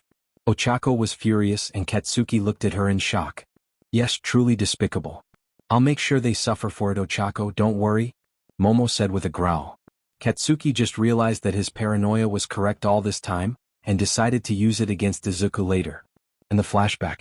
I see, Momo said after Katsuki finished narrating the story. In our defense, the picture was absolutely atrocious. And our husband is straight. Katsuki waved her off. Whatever, I won't expose you. Because the nerd is fulfilling the deal about our future base. So worry not, he started walking off. Ochako called out to him though. I wish to inform you that there are similar tags about you and Vampire. People think you are secretly a couple, she told him with a wince. Katsuki stopped for few seconds before he resumed walking. Those for forums will be my villain origin story. Mark my words, he declared before entering the dorms. The swirl heroine, Kamui. The analyst heroine, Spyglass. Eraserhead and Ms. Joke walked into Best Genus Agency after being called there. They had a good idea of why they were called. The two of them were probably needed to help in the investigation work related to the incident, so to speak. Which might or might not have made them insanely livid. They watched the recording of the questioning. Dynamite had his phone recording without telling the kid, she otherwise would have freaked out, and they're going to set that school on fire. I'm going to strangle the kids' teachers with my own 2 hands and capture weapon. Eraserhead pretty much growled the words with a face of utter fury. Ms. Joke just gave him a smile. Not the come on don't be grumpy Shoyuta, or you need to smile more often Shoyuta smiles, but that I'm so going to commit homicide very soon type of smile. Yeah, the two of them were livid, sue them. Eraserhead dealt with his fair share of discrimination because of this whole villainous quirk bullshit, and Ms. Joke taught enough students who had the same issues to feel protectiveness, and probably maternal instincts as well, flare up inside her. That would be way too sweet for them, Eraser. I mean, since both Sir and Principal are on this, I say we let them take the consequences of their actions. His wife pretty much beamed at him. As her husband, Eraserhead had become more than proficient enough to know when her smiles were those of comfort and peace for people, and when her smiles were nothing but cruel and sadistic. Any normal person wouldn't be able to know how much malice there is in her smile at the moment. But Eraserhead did, and he remembered once again why Ms. Joke was scary, and why he was attracted to her to begin with, when pissed. Honestly, if he ever made her direct her righteous anger on him one day, he's gonna hang himself with his capture weapon. Because honestly it'll be much more merciful than whatever he would subject it to. As they entered the agency, a secretary came to greet them, since she recognized the description of Ms. Joke, although she still gave him a weird, quizzical look when he said he was a hero.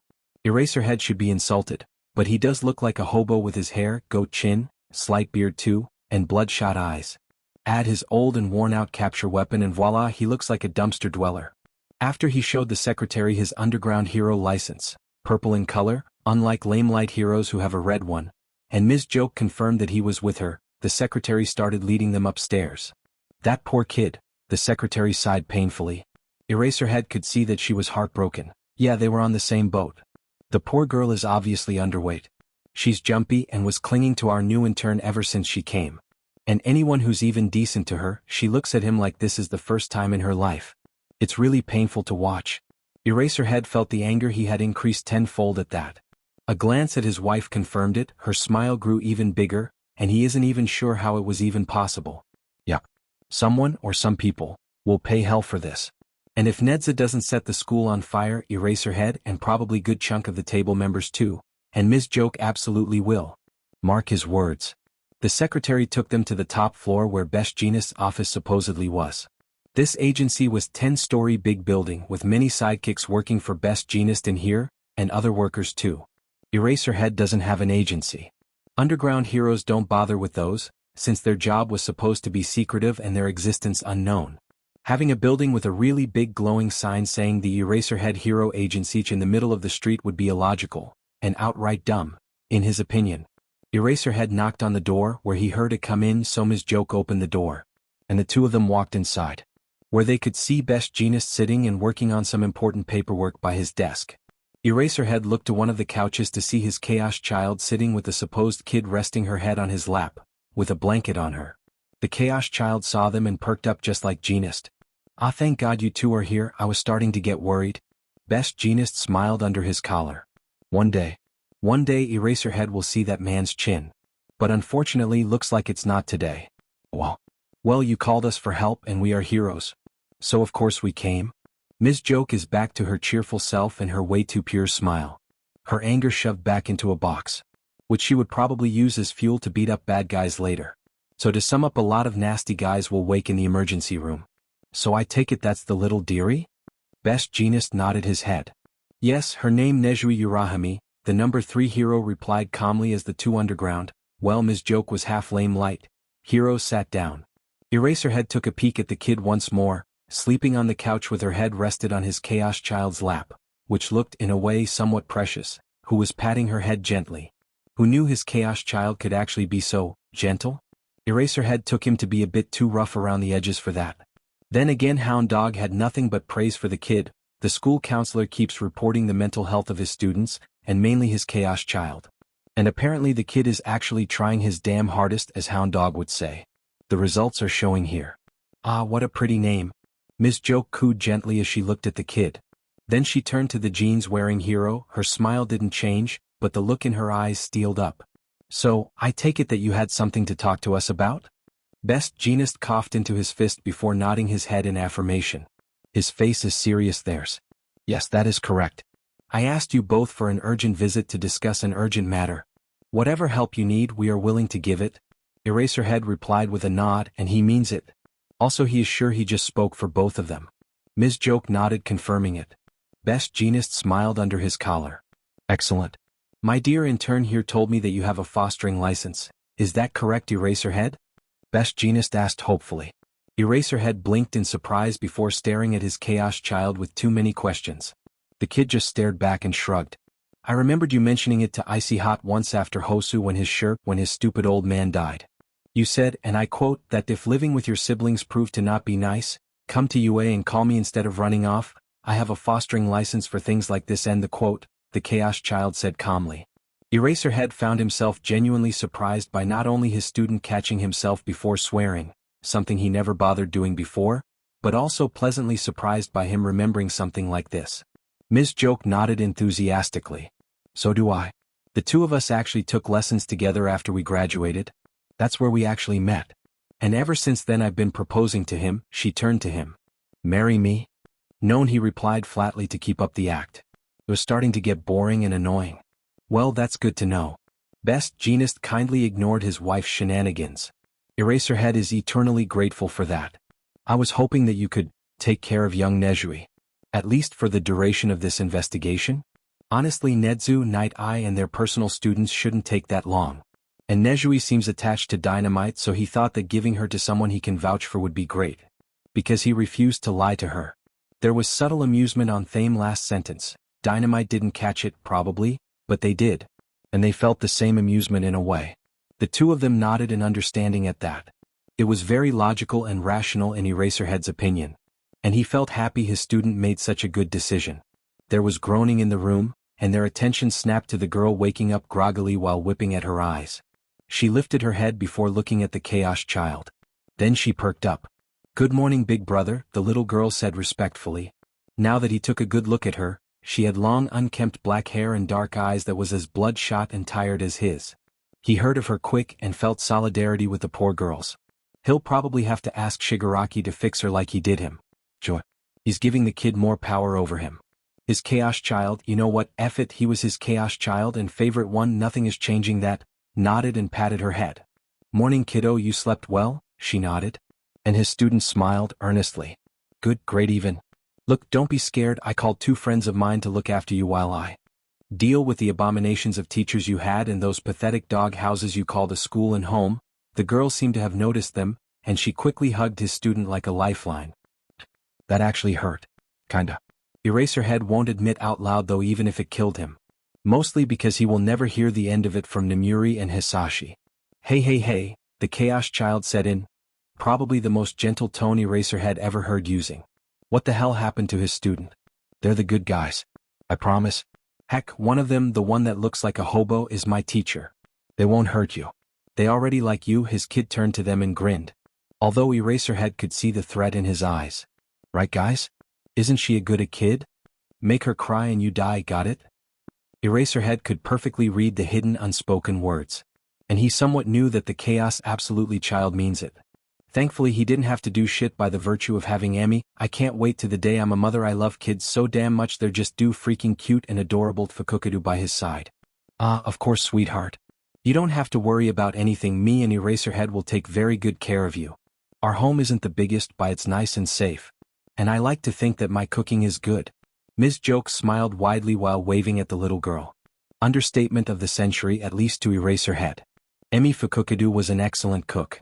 Her food is to murder for. If someone tried to steal some of her cooking off his plate, he'll chop their hands off. It is that good, sue him. He'll just hire the best lawyers in Japan, then drop the bill to the Rat King of Chaos. The kid blinked at them before squinting her eyes, then she blinked again. So the conspiracy theories on the online forums that Eraserhead and Ms. Joke ain't just the top underground heroes, but also the top underground power couple is true, she said to herself. They still heard it perfectly. Eraserhead had to use every single bit of self-control to not choke on his own spit at what the kid said. Ms. Joke just looked dumbfounded by the statement. Best Jeanist and the Chaos Child looked like they were suppressing their own laughter just for the kid's sake.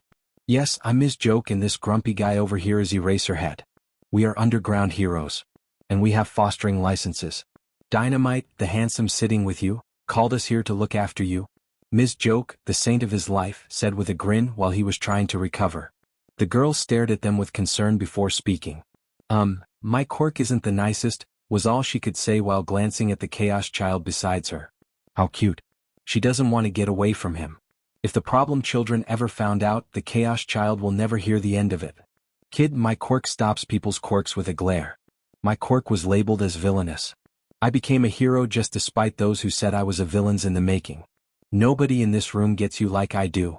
Eraserhead stared, and he means it. The kid looked at him in surprise before she looked at the Chaos Child. After a few seconds she nodded. If Big Brother trusts you, then I will. Please take care of me, she said with a formal bow. It'll be our absolute pleasure, my dear. I assure you of that. If your stupid parents don't want a kid, then I am different. I'm dying for kids. And I just a cute little girl to care for? I just won the lottery. Ms. Joke announced with a beaming face. She wasn't even joking. In Emmy Fukukudu's own opinion, she actually won the lottery. He's also pretty sure she'll be attached to the kid fairly quickly. After that, the secretary came to take the young lady to the cafeteria for breakfast, since it was early morning now. Eraserhead, we're adopting that kid, Ms. Joke said flatly. Staring at him with a I made my decision, I'm just telling you out of courtesy expression. He choked on his coffee. Then stared at his wife in shock. Emmy, we just met her, he pointed out. And I absolutely adore her. She deserves a lot of hugs and I want to give her all the hugs I can. Which is a lot. And you could benefit from someone to improve your mood. Plus, she looks just like you but girly and more innocent. And I don't think we'll get the time for any biological kids anytime soon with the mess this country is. So here I'm improvising. Ms. Joke shrugged. Eraserhead sighed. Emmy, trust me. This is a bad idea. I suck with kids. Let's look after her, then find her another family. With a dad that wouldn't make her want to jump through the window, he said, determined to convince her. 20 minutes later, he surrendered unconditionally to his wife's divine might. Dynamite sighed as he and Best Jeanist went on their patrol. They finally managed to get the kid a decent home. Now time to cut loose on her school and home. Once Psycho and Mira managed to obtain all the evidence possible. Because Katsuki refuses to take half-assed measures. He would rather that school to be perfectly and absolutely demolished. with every skeleton they buried being unearthed to the world. You did well with that, kid Dynamite. Be proud of yourself. Best Jeanist said with a smile under that damnable collar of his. One day Dynamite will get to see his chin. But it's apparently not today. Pity really. Thanks I guess, good thing I remembered that Teach has a fostering license. I wouldn't have felt comfortable leaving the brat with people I don't know, because she already had enough bullshit so far. And now we got her a permanent place with people I genuinely feel comfortable to. So at least that part of this burning mess is done with. Dynamite sighed as they walked. Yes, and consider this your first saved person as a hero. You should honestly frame the picture you two took. I did that when I was your age. Best Jeanist advised. Dynamite blinked before he started to actually consider it. It didn't sound bad. If anything, it sounded pretty nice. Might actually do that, he shrugged before looking at Best Jeanist. So what are you up to these days? Any villain you're after? Best Jeanist gave him a photo of a tall and thin guy. With shoulder-length pink hair, and bangs on the right side of his forehead, with 2 thin lines of missing hair on the left side of his head as well as amber eyes wearing glasses. Sailaporo Grands? Best Jeanist stated. Owns a chain of hospitals across the country, and is both a famous doctor and quirk researcher. Unfortunately suspect of many kidnappings that we still lack evidence for. Best Jeanist sighed. He has a huge compound where he manufactures medicines and medical equipment. I just wish for one good reason to be able to raid the place. Dynamite hummed at that as he stared at the guy in the picture with a frown. Just as the two of them passed by an alleyway, Dynamite felt someone small run right into his legs. Quickly looking down, he saw a small frail girl with shoulder-length black hair with electric blue eyes wearing a black dress on the ground. Looking up at him in fear. "Ah sure shoot. Are you alright, brat?" asked Dynamite quickly as he knelt down to help her up. Though he noticed how she suddenly flinched when his hand came close to her. Seeing that, Dynamite frowned and took note of that before trying to help the girl on her feet, also noticing how she started to tremble slightly. "Why am I getting a bad feeling?" he thought with narrowed eyes. "You can't do that now," voiced someone from the alleyway as he walked to them. "You can't go around causing trouble for heroes now, can you?" Soon, Dynamite saw none other than the person of interest the Best Jeanist had been observing, the one he just saw a picture of Sailaporo Grants. The man was slowly walking out of the shadows and coming towards them, which caused Dynamite to stiffen for some reason, as he felt a slight, almost unnoticeable pressure coming off the guy. "The hell's this feeling?" thought Dynamite in alarm as he stared at the guy, ready to jump him any second. "I apologize on behalf of my daughter, Reena. She can be a handful sometimes, kids these days, am I right?" apologized Grands, sighing wistfully. "Come now, dear Reena, we can't bother the heroes while they're working, can we? I got a new toy for you to play with, just come calmly and I'll give it to you." The man's voice was smooth and soothing, his posture looked relaxed, and he didn't give off any signs of anger. No, we should be the ones apologizing, sir. It's our fault for not watching where we were walking," said Best as he quickly stepped in front of Dynamite, blocking view of him from the other man's view. A small thread wrapped around then gripped Dynamite's wrist, which he recognized as a sign to just leave it to the pro hero and follow his lead.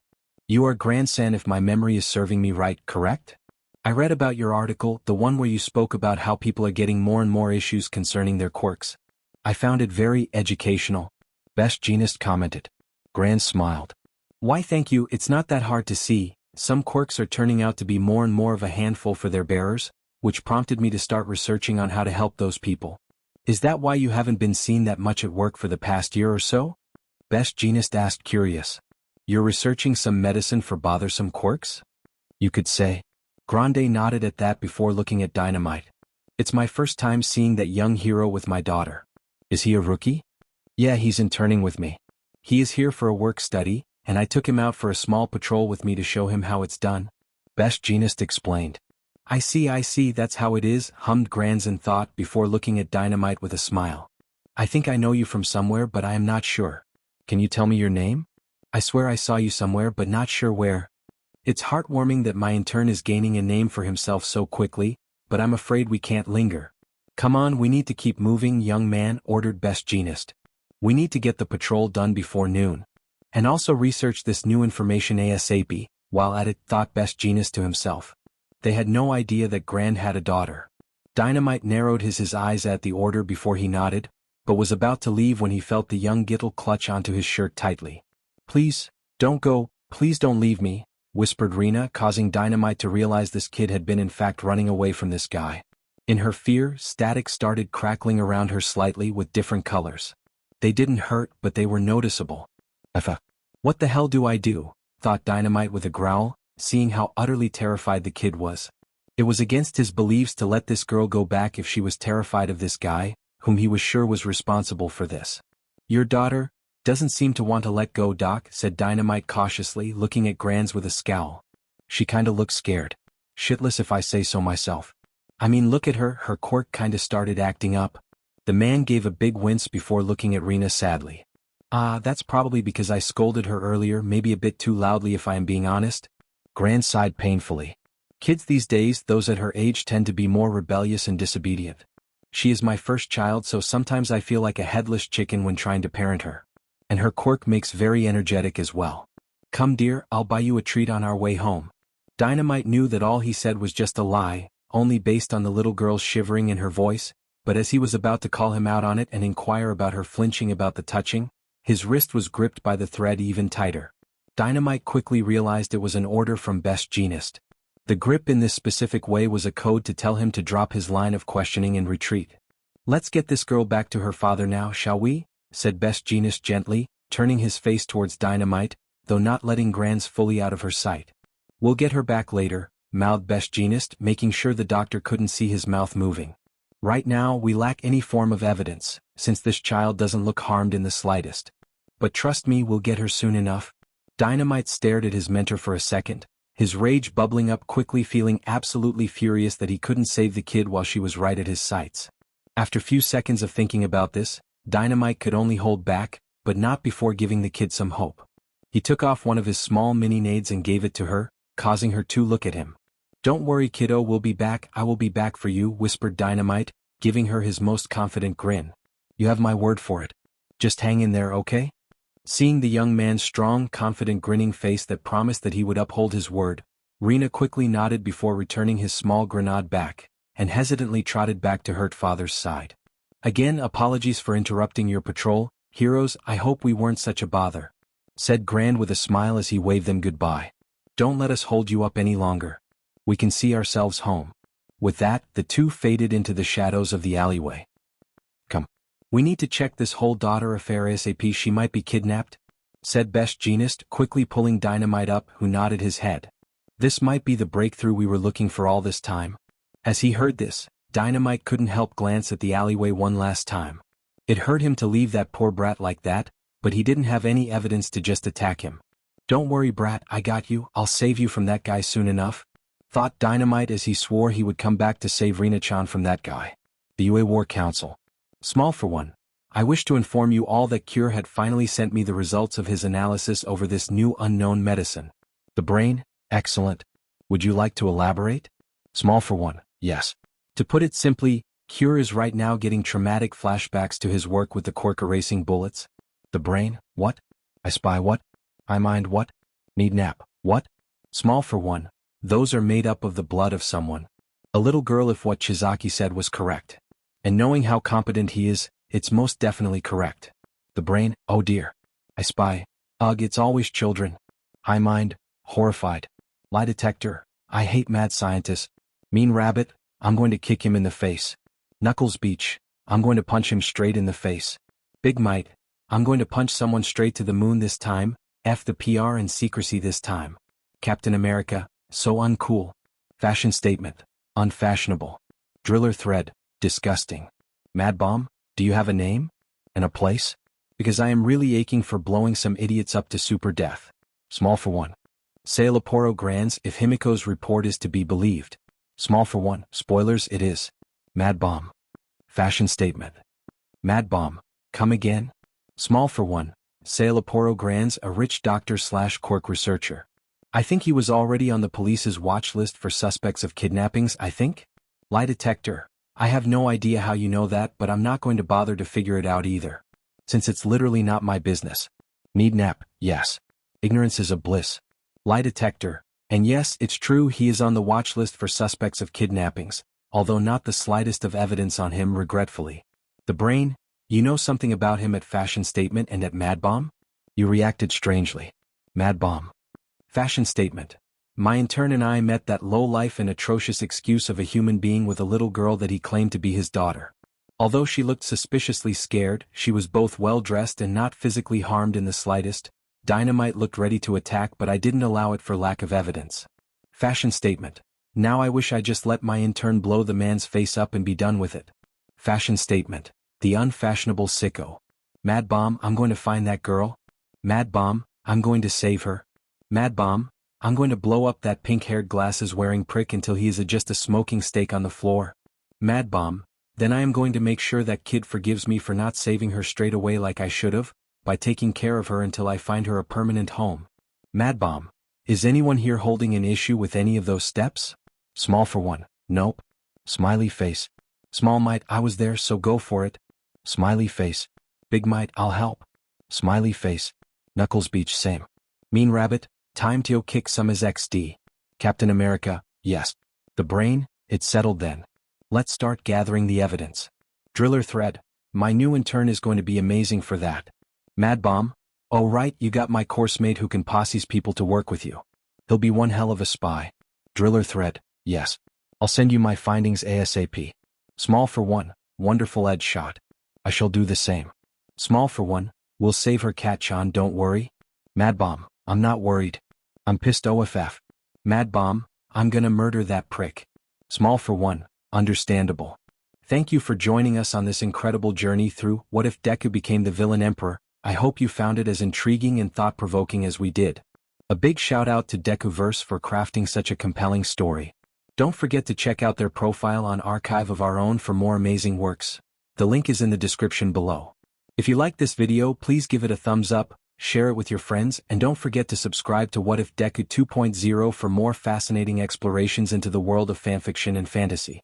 Your support helps us create more content like this, and we're always excited to hear your thoughts and suggestions in the comments section. See you guys in the next video.